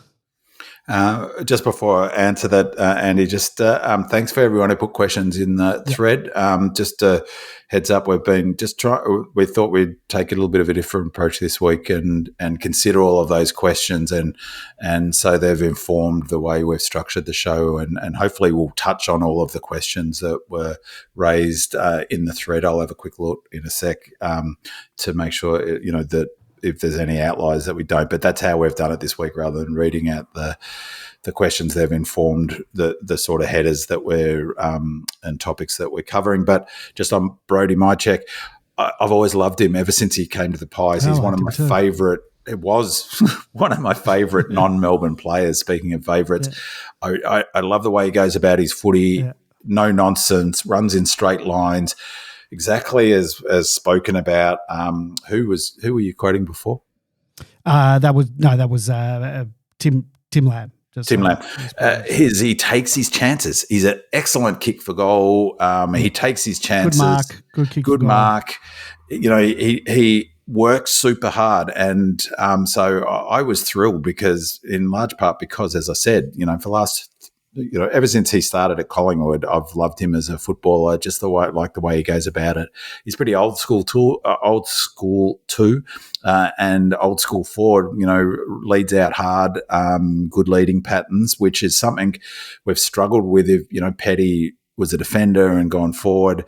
I think he'll be fantastic for JVR. One, because he's a old school forward that will help JVR with his forward craft, but more importantly is that he'll take the best defender, I suspect, because he's just good enough to. You can't just put an average defender on and put the best on JVR, because Mychek could get off the chain with 6 or 7 disposals and kick 3 or 4 goals, and so I suspect he'll likely get the best defender each week. They're similar heights, I think, those two. So I think it's going to be great for JVR to have another focal point up there, and I'd really love to see King just sort of give JVR just let him play as a natural forward. I mean, I think he's still going to be doing the second ruck duties. Unfortunately, that's probably unless Heath plays, I guess. But I just think Mychek is a great addition, and I really think that he'll be fantastic for JVR. I'm hoping that King, I'm really hopeful that JVR will have a cracking season next season, and so Mychek will go a long way to helping that, I reckon. JVR 193, 192 Mychek. So, yeah, they're very, very similar build, so they'll attract a similar player. But Mychek, when the games start, will generally get the best defender. I think it was something that dropped from the sky for us miraculously. This is exactly the sort of player that we needed up in the forward line. Played 22 games, I think, and 36 goals for the season. We would have, given our right arm for someone in our forward line last year and the year before who was capable of doing something like that. He's exactly what we need. I also think it tells you a little bit about our expectations of Jefferson. that I think they might have gone downhill, that we're recruiting another 30-year-old into the side who's still playing good footy, but if Jefferson was coming along, we wouldn't need a Myercheck. And again, hopefully, I think he'll do huge amounts for JVR by enabling him to start to play, as the second string in the forward line, instead of having to ruck and do forward line work and take the best defender, as you said. So, I think he's just a little bit of bonus manna from heaven for us. And I think initially the talk was we're only going to get him if we offered him a 3-year deal. It was only a 2-year deal in the end, wasn't it? I don't recall. 2-year with trigger. So, it's an interesting point about Jefferson. And I wonder whether I was starting to think Jefferson might end up being a high half forward, not high half forward, not like a nibbler type high half forward, more of a, play up around the flank forward in the way sort of Cameron plays that role. But you make a good point, George, about Jefferson probably wasn't so thrilled when we thought might begin. There's only so many key forwards. Having said that, surely Petty goes back. I would hope so. That was the question I was going to ask. What's our forward line makeup going to look like? The main play, not the small forwards, Melksham and Fritsch in there too. Fritsch obviously, but I think Melksham. To be honest, it's a really interesting point about Jefferson. Where does he fit in that mix? And Fritter at his best, it should be in that team every week, obviously. I was a bit surprised just on Fritter. Like, I had a feeling that he'd be leaving, but there was talk of it in the rumour sort of files area of my sphere of things, but it never eventuated.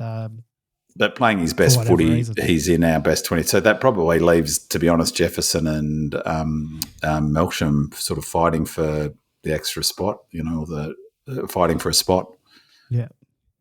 And we've also got Kentfield, who in the last part of the Casey season was really coming along. I mean, he's still got a ways to go. He'd start, I think, in the twos. He'll have to force his way into there. That'll be and AJ. So we brought in AJ Henderson last season. It feels a little bit more exciting this season. Yeah, it does. The last few years, our ins haven't been as exciting. So let's move on to the next one. Melbourne traded its 2025 pick number 42 plus a 2026 future fourth round pick in exchange for a Chankuoth Giath from the Hawthorn Football Club at 26 years old. Giath, affectionately known as CJ, who we'll refer to as that going forward, arrives having played 76 games over several seasons with Hawthorn.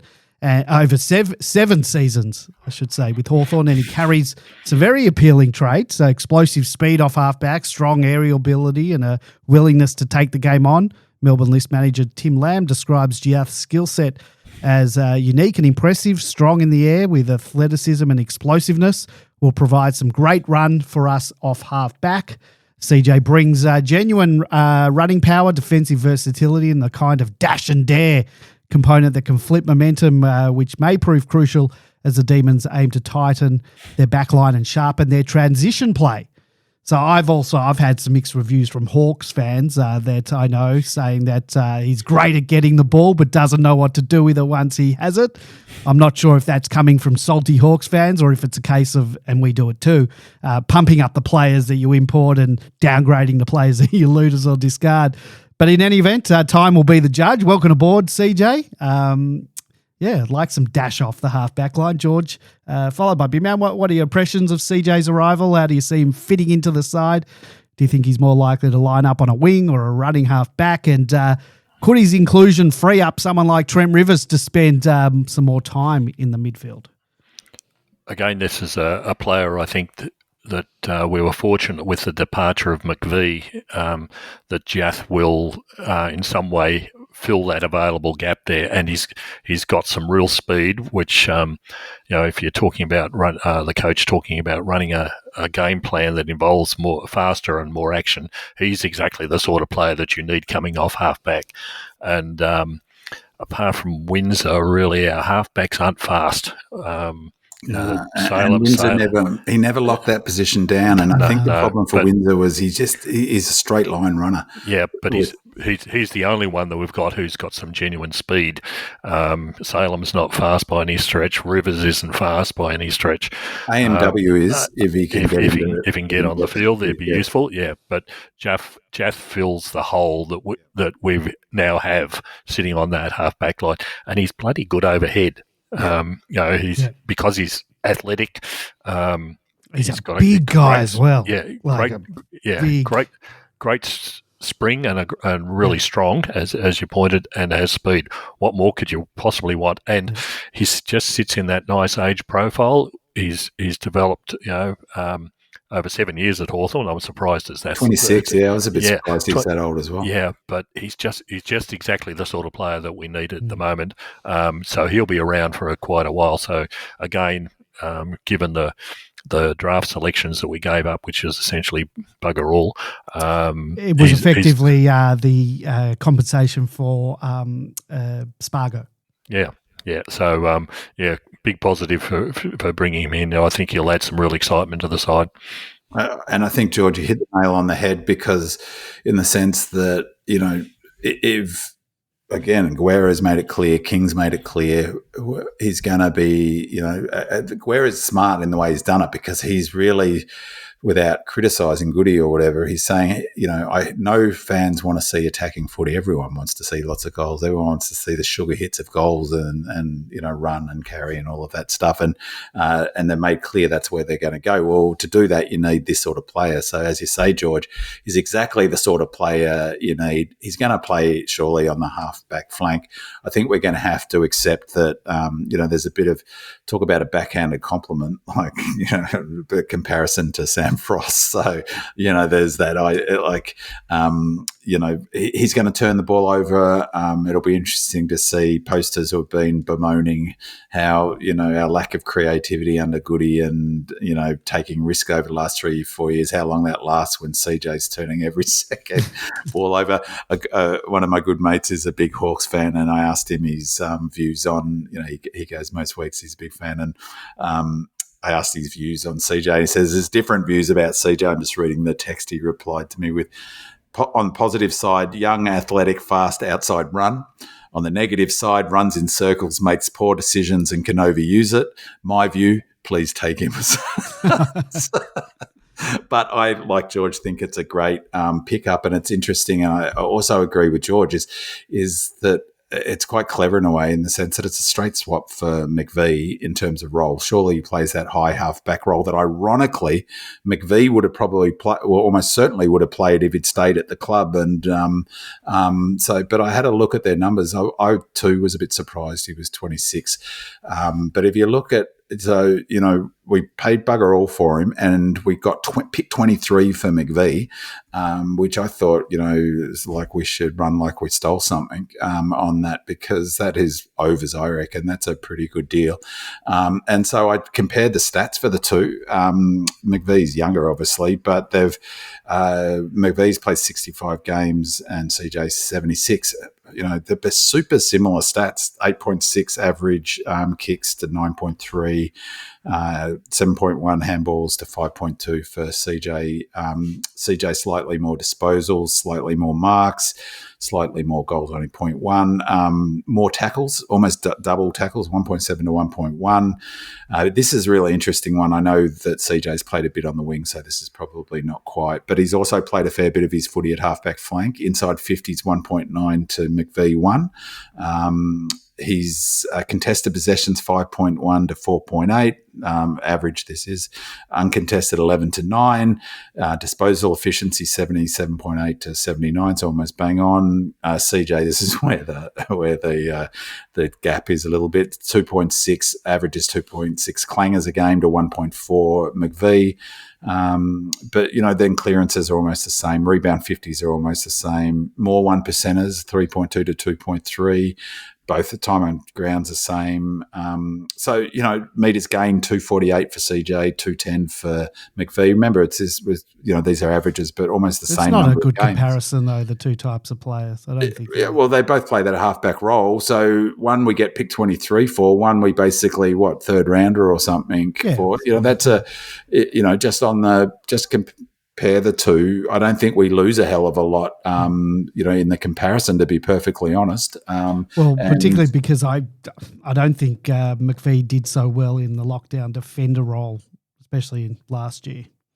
Jeff's not going to be a lockdown defender. No. So, but nonetheless, they played similar enough roles for those comparisons to hold some validity, I think. And, I love a bit of frostball, so bring it on.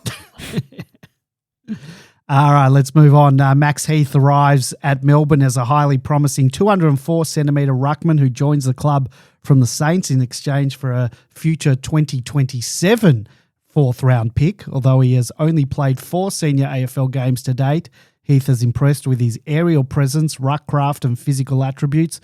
At just 22 years old, he offers Melbourne a valuable combination of youth and size, a key consideration given that the longtime star ruckman Max Gawn turns 34 by the end of the year. So, Big Man, followed by George, what are your thoughts on the club bringing in another ruckman this off-season, especially after trading Tom Campbell from the Saints last year? Neither Campbell nor delisted young ruck Will Varell played a senior game in 2025. Do you think we might see Melbourne go with a 2-ruck setup at any point this season now that the sub rule is gone and we've got a 5-man bench? What do you think, Max Gawn could be managed or rested at any stage throughout the year, as we've been sort of asking to happen, but might not be able to afford to do that? But how do you see Max Heath? Well, working backwards, I haven't really given much thought to the impact of the changes to the 5-man bench or having sub. That's right, isn't it? So no sub. It's a 5-man bench and no restrictions at all. Just a straight 5-man bench. Well, it's restrictions in interchanges, and I'm not sure if that's gone up or down or anything. Right. So you'll pick your 5. In which case, a lot depends. If Goody was still coaching, I'd probably say no, he won't run a second coach because he never did. No. And Gorney didn't like that either particularly. But with a 5-man bench, there's potential. I haven't given enough thought to work out, but King might have a different philosophy. Exactly. That's my point. King may well say to Maxi, well, you're going to play 2. Maxi plays his best footy when he's the number 1 ruck and he's super fit. That doesn't mean, though, for, what George has been crying out for 2 years is to let bloody JVR concentrate on being a forward and learn his craft and not, burn up all his petrol tickets, throw him in the ruck. So 5-man bench, Heath on the bench might give him, that opportunity to do that. The rest of the stuff, we need to plan for the future with Maxi going, but I'll defer to George on this one because I don't have any sense, to be honest, or a good sense at least of Heath's upside or his potential or even where he's at now. So, what's your thoughts about where he's what sort of player is he and, what's his ceiling, George? I really don't know much about him as a player, but the good thing is that he's 22 and a ruckman and still was in the St Kilda side, but he was always playing behind Rowan Marshall. He's also now playing behind Tom de Koning. Would have been playing behind. Yeah, so Marshall was going to go as well, wasn't he? Yeah. It was this close. So again, I think this is one of St Kilda's. They might well have thrown the baby out with the bathwater because ruckman, as a general rule, take a few years. Max is the classic example of that, of taking a few years to develop into and build the bodies into. Now, from our perspective, we've got a 34-year-old Max Gawn and a 34-year-old Tom Campbell, and that's it at the moment. So Heath is at age 22 gives us, theoretically someone who can come on in the next couple of years to fill a role. How tall? How tall is he? 204 centimetres. Yeah. How tall was Varell? 198 or something? 198, 999, yeah. So, and he's a big guy and can run a little bit, I think. So. Yeah. And play a bit forward too, I understand. Yeah, that's the other positive I think we're going to get out of this, that you've got a ruckman who can pinch hit forward that we were trying to turn Grundy into a couple of years ago but weren't successful. The other thing is White's coming in, hopefully. Yeah, good point. So there's someone actually who's... a good point, because then could be a bridge between the two. That's exactly right. So you've got someone who's 18, someone who's 22, someone who's 34. Yeah, good point. So it's building for the future again. It's filling that gap, that huge gap that we've got, between sort of ages 24 to 30 almost. So these guys will fill it in the next couple of years. So yeah, again, for a packet of chips, effectively, I think he's a great in, and it's exactly what we needed, because without that, like I said, Tom Campbell. Yeah. He's not there to play senior footy, is he? He's a culture player. You need a good ruck at VFL level so you can mimic the systems at senior level. But also with I'm absolutely certain that the 5 bench rule will every side will play 2 ruckmen. You've got the opportunity to run 2 ruckmen. You can leave them off for 10 minutes a game in each quarter or something like that, and you don't finish up in a situation like we've got where we ruck JVR for 10 minutes and he's off for 10 minutes trying to recover from it. So you're only using 10 minutes off the ground effectively for a ruckman. So I think that'll be a big positive, and most clubs will fall into that. I think we've already seen. Certainly at the premiership type levels of Brisbane and Geelong, they're already running 2 ruckmen in any case. So I think we're going to see more of it throughout the whole competition in the coming year. Well, and I suspect if that's true, George, there'll be an emphasis on the second ruck and even the main ruck who are athletic and cover ground, because you still need players who are covering the 10. 12 kilometres at a reasonable clip as well. Actually fits that category. You can't really have a Tom Campbell sitting on the bench who's just coming in to pinch hit. He's got to have to be able to go forward and run and play all team defence and do that sort of work. Rucking is not just about the centre bounce for 2 or 3 times. It's around the ground these days. You've got to be all around the ground. You've got to have the athleticism. So, hopefully... And tall these days. I think that was the thing for Varela. He just wasn't tall enough, was he? No. Unfortunately, that's the way that it goes. These days at AFL level, ruckmen have got to be well over 200 centimetres to cut it, really. Increasingly, that's true in AFLW, not 200 centimetres, but there's some tall women playing AFLW at the moment. Yeah, I'll talk about one of those later on. All right. One of the surprises of the trade period came when small defender Judd McVie requested a move back home to Western Australia, specifically to Fremantle. From what I had heard, and this source is usually spot on, McVie was actually on the verge of re-signing with the D's before the club was blindsided by his trade request. Of course, as always, take that sort of thing with as many grains of salt as you need.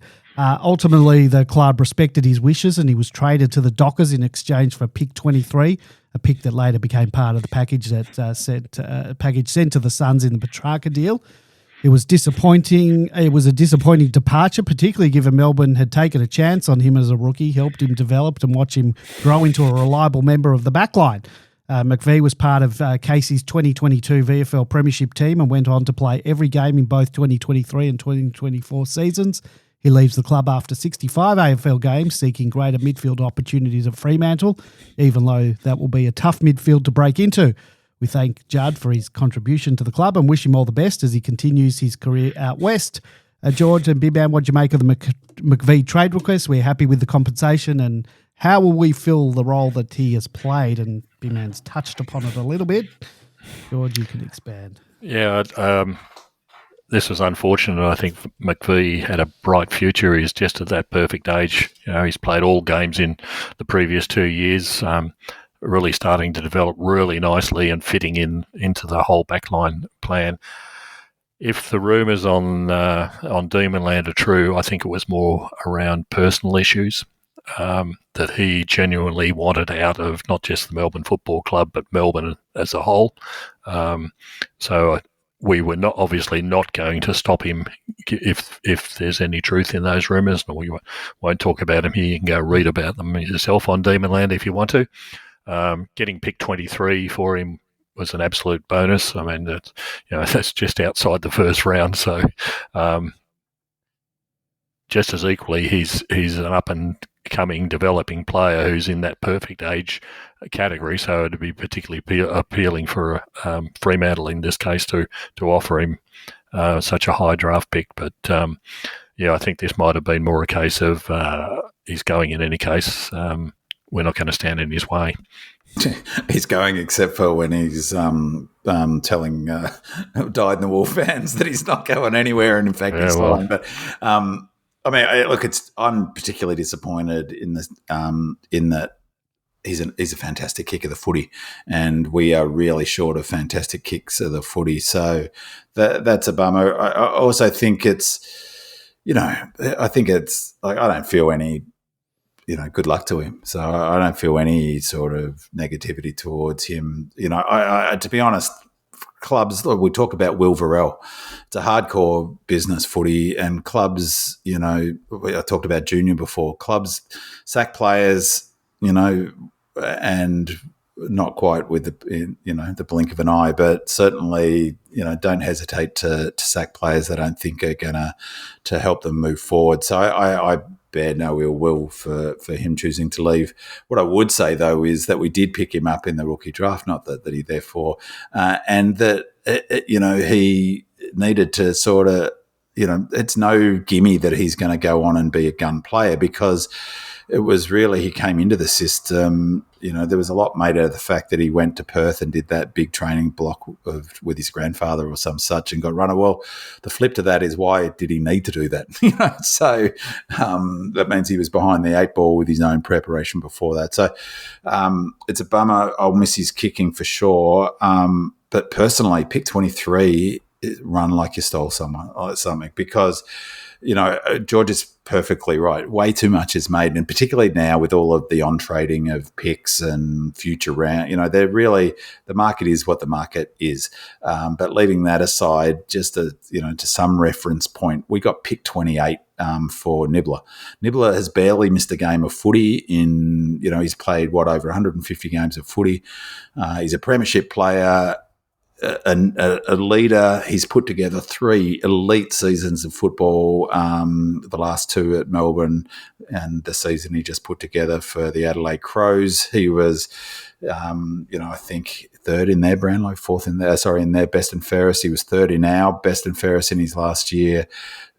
Fantastic for culture, fantastic leader. And we got pick 20, only got pick 28 for him. So pick 23 for a young fella who's got potential, but hasn't played to the level of Nibbler, certainly not over an extended period of time, says that, we did very well out of that. So, happy with the compensation. Charlie Spargo's move to North Melbourne was one of those trades that felt bittersweet. A much-loved figure at Melbourne and a member of the club's drought-breaking 2021 premiership side. Spargo embodied the selfless team-first ethos that defined that era. His forward pressure, work rate and footy smarts often went under the radar, but inside the club, he was enormously respected for his discipline and the way that he went about his craft.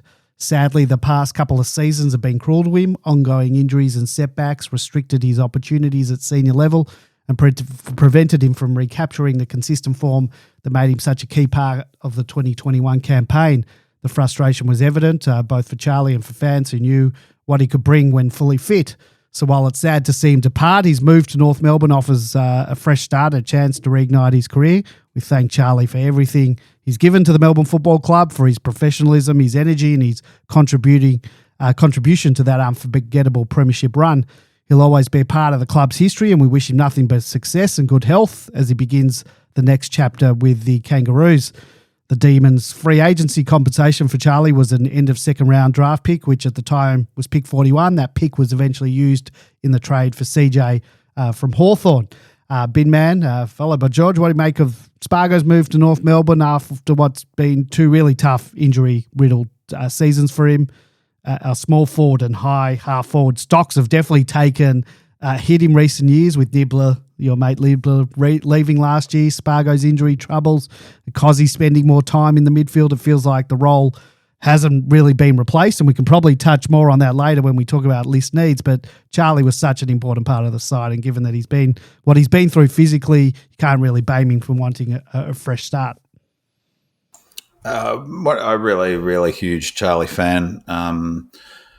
I think all of the stuff you said about, his injuries is spot on. Also, I think he was just really unlucky there, a few times where he was really getting good to form and he got nixed by injury. I can't emphasize enough how critical having a clear preseason is in terms of setting up, players' seasons. And he had rotten luck in pre-seasons as well. It wasn't just injuries during the season. I'll miss him because I love Spargs, but I wish him all the best at Roos. Absolutely hold no, good luck to him is what I say. I found, as I mentioned before, I found it fascinating, his comment about feeling, that he's looking forward to, being a bit more creative. And it's interesting because Clarkson doesn't, Clarkson's pretty system coach too, and King sounds have like a role, and that's your role. Yeah. So, the one thing about Charlie Spargo is I always felt that he'd get down on himself, and so hopefully he can work his way through that. But I wish him all the best, and hope that he's a regular 22 player, obviously at the Roos, and most of all, I hope he has a good run with injury. He deserves some good luck. Anything to add, George? No, nothing really to add. Okay.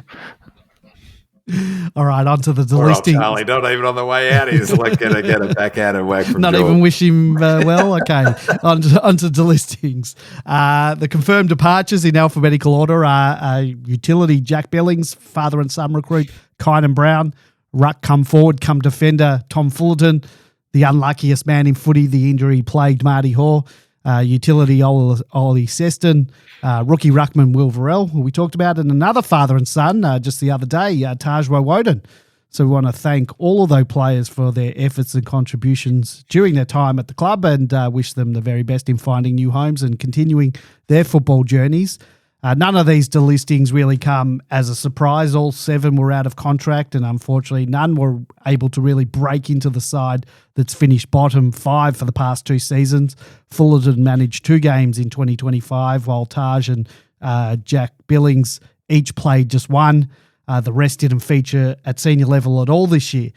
So George, followed by Big Man, were you surprised by any of these decisions? Do you think any of them were a little harsh, or are there a few you'd like to have seen get more of an opportunity? Unfortunately, that's not going to happen now. But I think that this was the bare minimum we could do for this year. Yeah.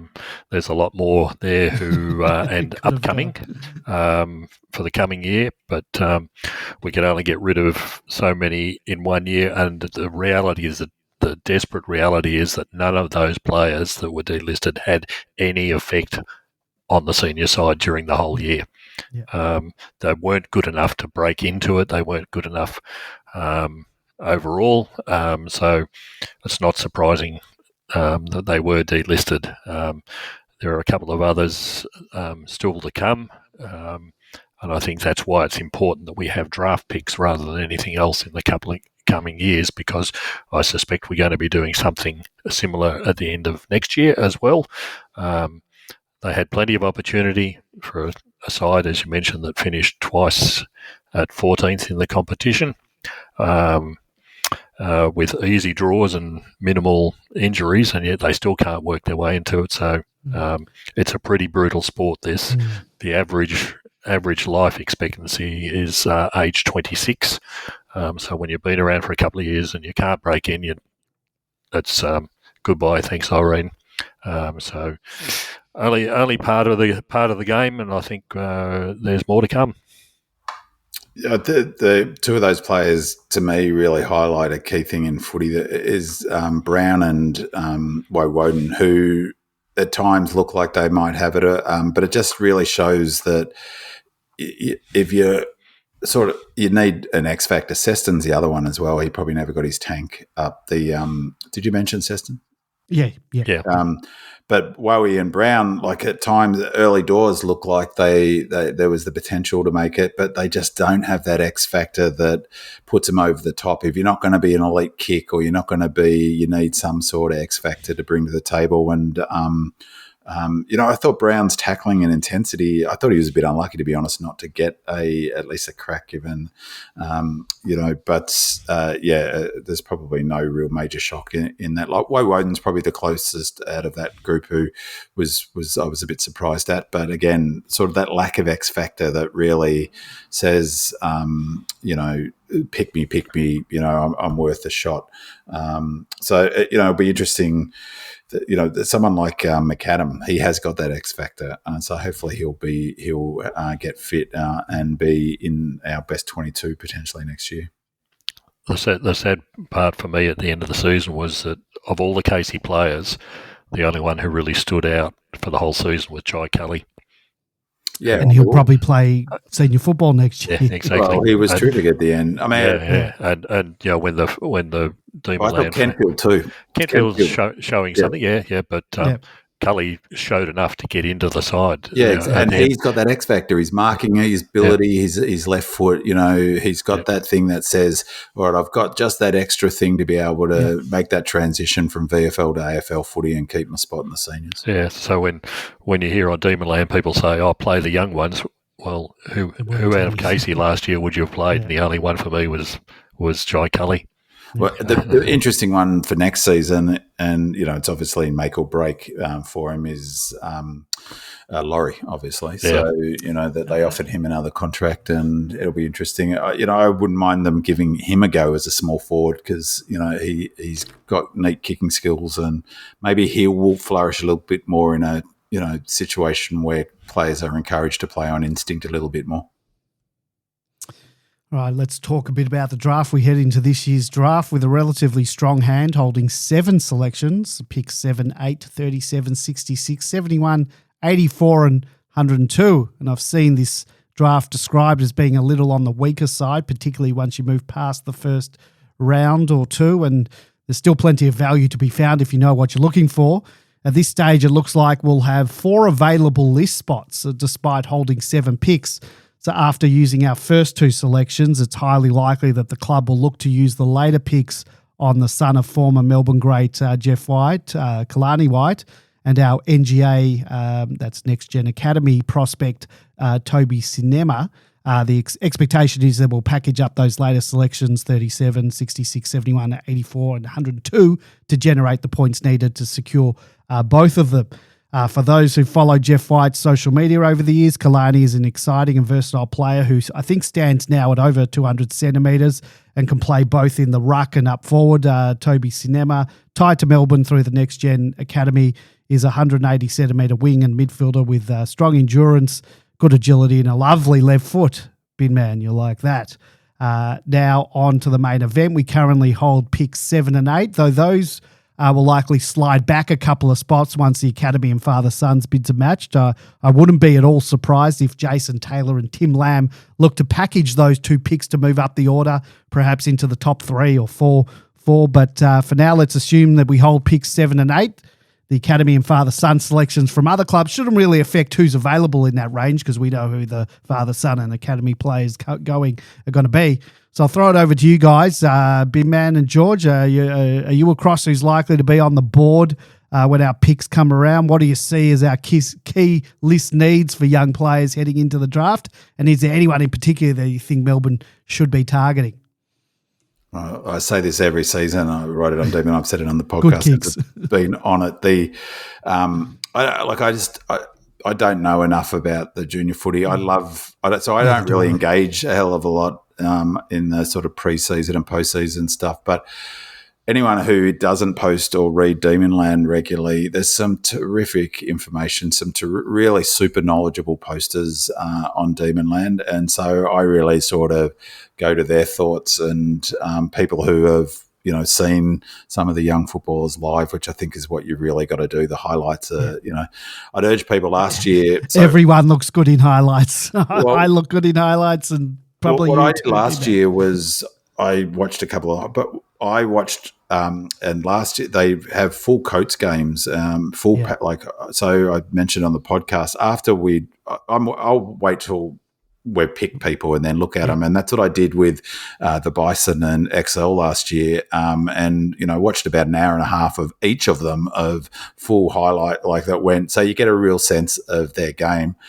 So I don't really have much to sort of bring to the table in terms of those draft picks other than I hope we pick up the Dove because I want a player at the footy club called the Dove. Like that is just What's his gold. What's his name? Doveton, I think. Is it Doveton? Of course. And funnily enough, retrospectively finding an argument for the Dove because I just want a Dove at the club. The Dove, the Dove with the glove is that.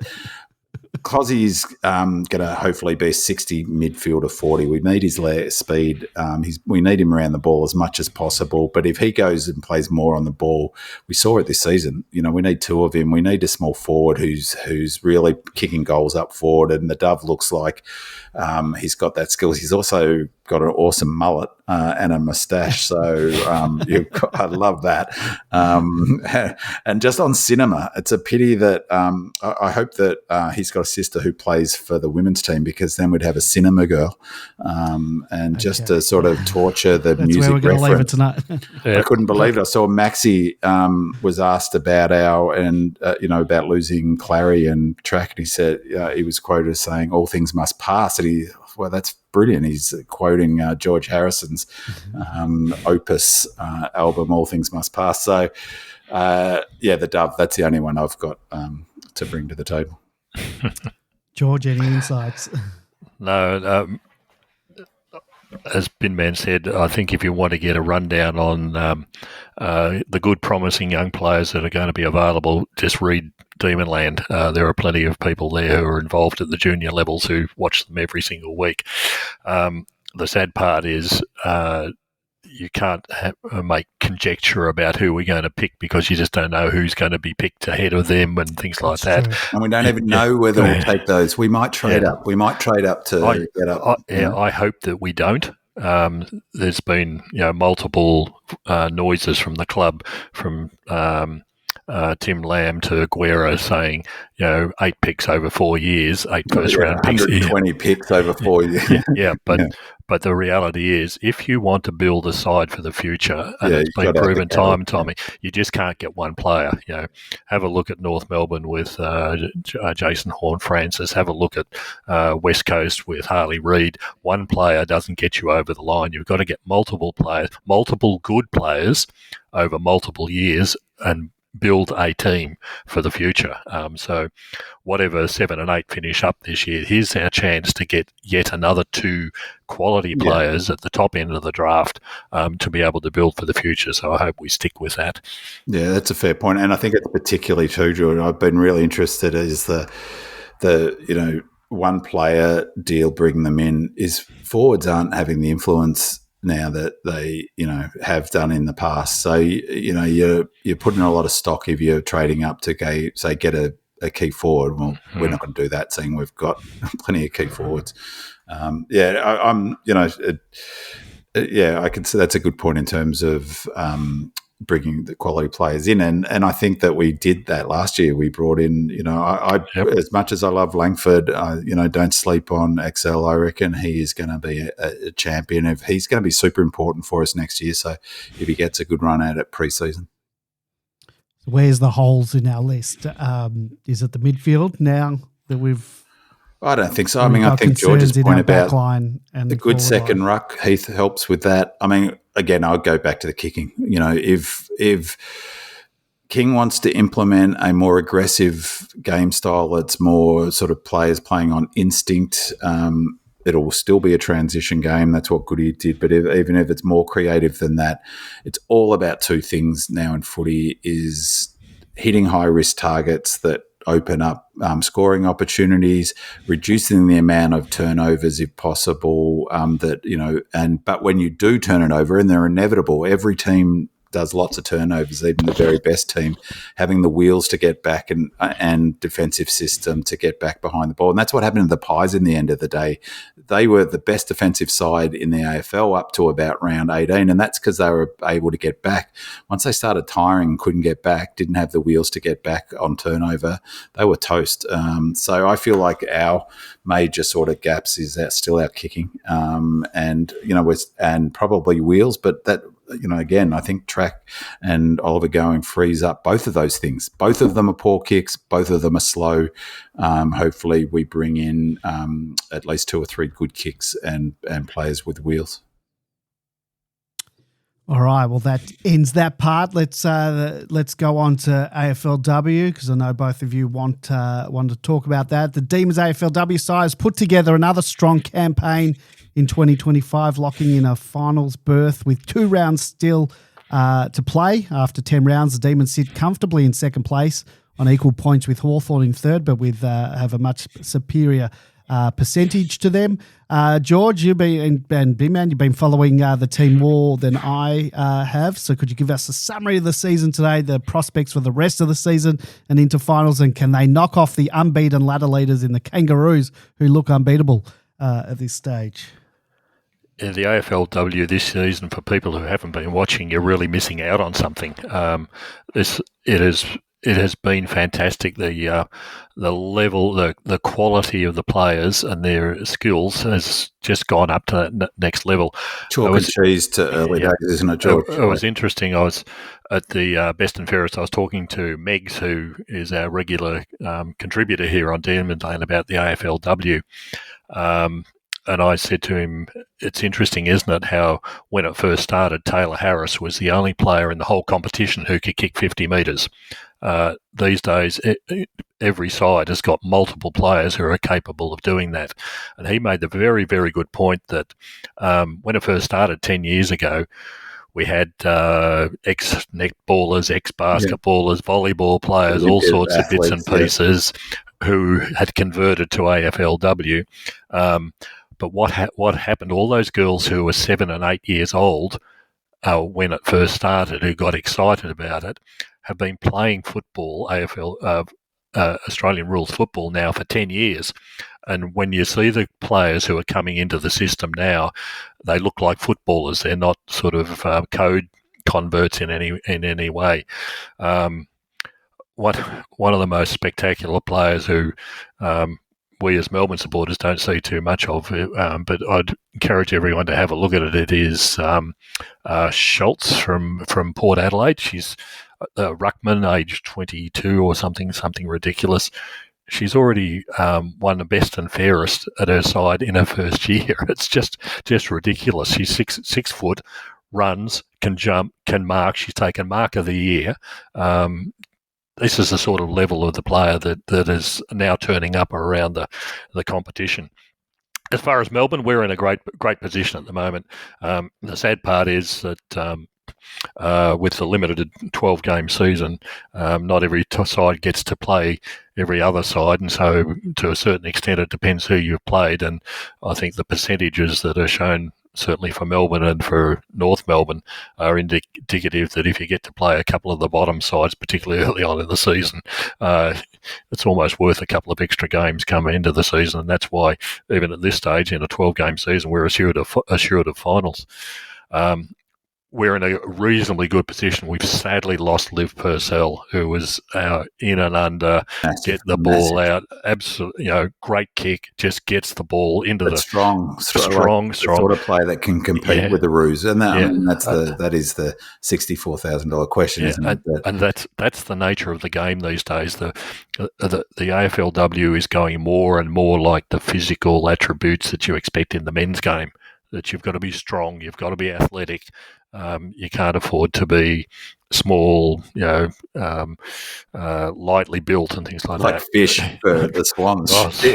But nobody can catch her. So her running ability, there's still going to be that, and that fish is exactly the sort of player that you're talking about, George, who's Yeah. evidently, clearly had a footy in her hand since she was a toddler. Like, just knows to run to the right spots, even though she's small or whatever. And huge endurance. I mean, during the game some of her against running in us, that Swans D's game was unbelievable. She was playing at one end of the ground, and then all of a sudden she's up the other end. It was just incredible to watch. But yeah, typical of the sort of player that's now coming through the system.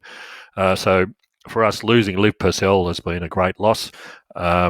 We've got a couple of players who are really starting to show something really special, and the one that I really like is Fitzsimon, who's come from almost nowhere as a bit player and has been playing behind the likes of Kate Hoare and those who you really notice. And then Kate Hoare's absolutely first class superstar, but all of a sudden you know just Megan Fitzsimon. She just gets the ball at the right time. She always seems to be at the right position. She's good footy IQ. Yeah. She's got a neat way of cutting back into traffic as well. And she reminds me a lot of Gus, who's always just there when you absolutely need them. So she's a great positive. The team's in a very good position. I mean, you can't deny that. It was really interesting. Last week I watched the Port Adelaide Hawthorn game, and Port Adelaide absolutely cut Hawthorn to pieces by long kicking. They just the run and carry game that Hawthorn have been using very successfully gets absolutely taken to pieces when the ball goes over their heads and out the back. But that's typical of the way that the game's developed. Previously, teams weren't capable of kicking the ball over the defensive structures, but now they are. So that was an interesting insight. But North Melbourne just look absolutely monstrous. What is it now? 24 wins in a row? 24 wins in a row. But you just look at the body shapes. They're strong, they're powerful, they're tall, they're everything that you absolutely need in a football side. So I don't know that anybody can really come close to him short of some sort of disaster occurring. No, look, I mean, great summary. The only thing I'd add, just to pick up that point, is it's just so evident, exactly like you said. I wrote on Demonland after the Swans game. It was such an enjoyable game of footy to watch, in part because the skills were so great. I mean, the conditions were perfect. There was no wind down at Casey, which is rare, obviously. The ground looked in great nick. And, you know, Hanks, who I think has gone up a level, and she's playing with a sort of confidence that she knows she's the best player in the game. And I just love the way she goes about a footy. Some of the kicking in that game was terrific, including by Hanks and Hoare. She'll be. There was a player going for a 100th goal as well. Did they get there? Do you know? Hopefully, I think it's Jazzy Gardner at North. I think, yeah. So hopefully, Hoare will be the first player to get to 100 this week. Bit of luck. You know, 2 seasons ago, Hoare and Hanks stood out so much because they were so much better. They just don't. They're not the outliers that they were once. And that footy IQ and playing from junior footy is so evident. I reckon the area of the game that it's most evident, though, in is marking. The marking is improved out of sight. Like 2-3 seasons, even as few as 2-3 seasons ago, if the opposition had the ball when going inside 50, in the back of my mind I was thinking, there's a good chance they'll drop this and we'll get a chance to grab the ball, you know, or if it was coming into our forward line, a defender would drop it. And they're just they're clunking their marks, they're reading it super well, and it does change the game a little bit, because you're right, the physical stuff's there, but in part that's driven by how often the ball in the previous, say, not so much this year and last year, but before that, how often the ball was on the ground. The less the ball's on the ground, the more they're clunking the marks, the cleaner it is. Just the two final thoughts is I love Campbell and who's the other tall young player? There's Georgia Gillard. Geez, there's some serious height there. I've really loved how Pearce looks super fit this year. I love the way he plays. Yeah. I'm super impressed with why can't I remember her name? Who's the woman with the mullet? Paxman. Paxman looks fit and she's in great nick. I thought she was probably finished last year. She looks in great nick. McNamara is just a running machine. She has been huge in the last 2-3 weeks. And just the final thing, George, is I agree. I mean, North Melbourne look unbeatable. hard to beat, I should say. But I really like the way Steniers stuck with the handball overlap run game, because when it doesn't work, it looks terrible. Port put pressure on that second handball and really hurt us. Freo did the same thing. And that's what, of course, the Roos will do to us as well. But if we get perfect conditions, we come up and it works, it's just great to watch, and we can score quickly as we did against the Swans. Really true. I really enjoyed that game, and I've enjoyed this season immensely so far. Oh, sorry, I was on mute. All right. Anything else? Not from me. AFW? No? Well, that's where I think we're going to leave it for tonight. We're going to be back in 2026 at some point in the preseason to preview the upcoming season. Then we'll have seen the team, no doubt, at training the house down at Gosh's Paddock, and perhaps even play a practice match or two. I want to give a huge shout out to everyone who has contributed to the show this year in the form of questions, comments, calls, feedback, all of that. A big thank you to all of our loyal listeners, and always a massive thank you to my two co-hosts, George and Big Man. I couldn't do the show without you. So don't forget to leave us a 5-star review or comment on Apple Podcasts, and we'll read it out and give you a shout out on the show next year. Go Demons. Red Leggers.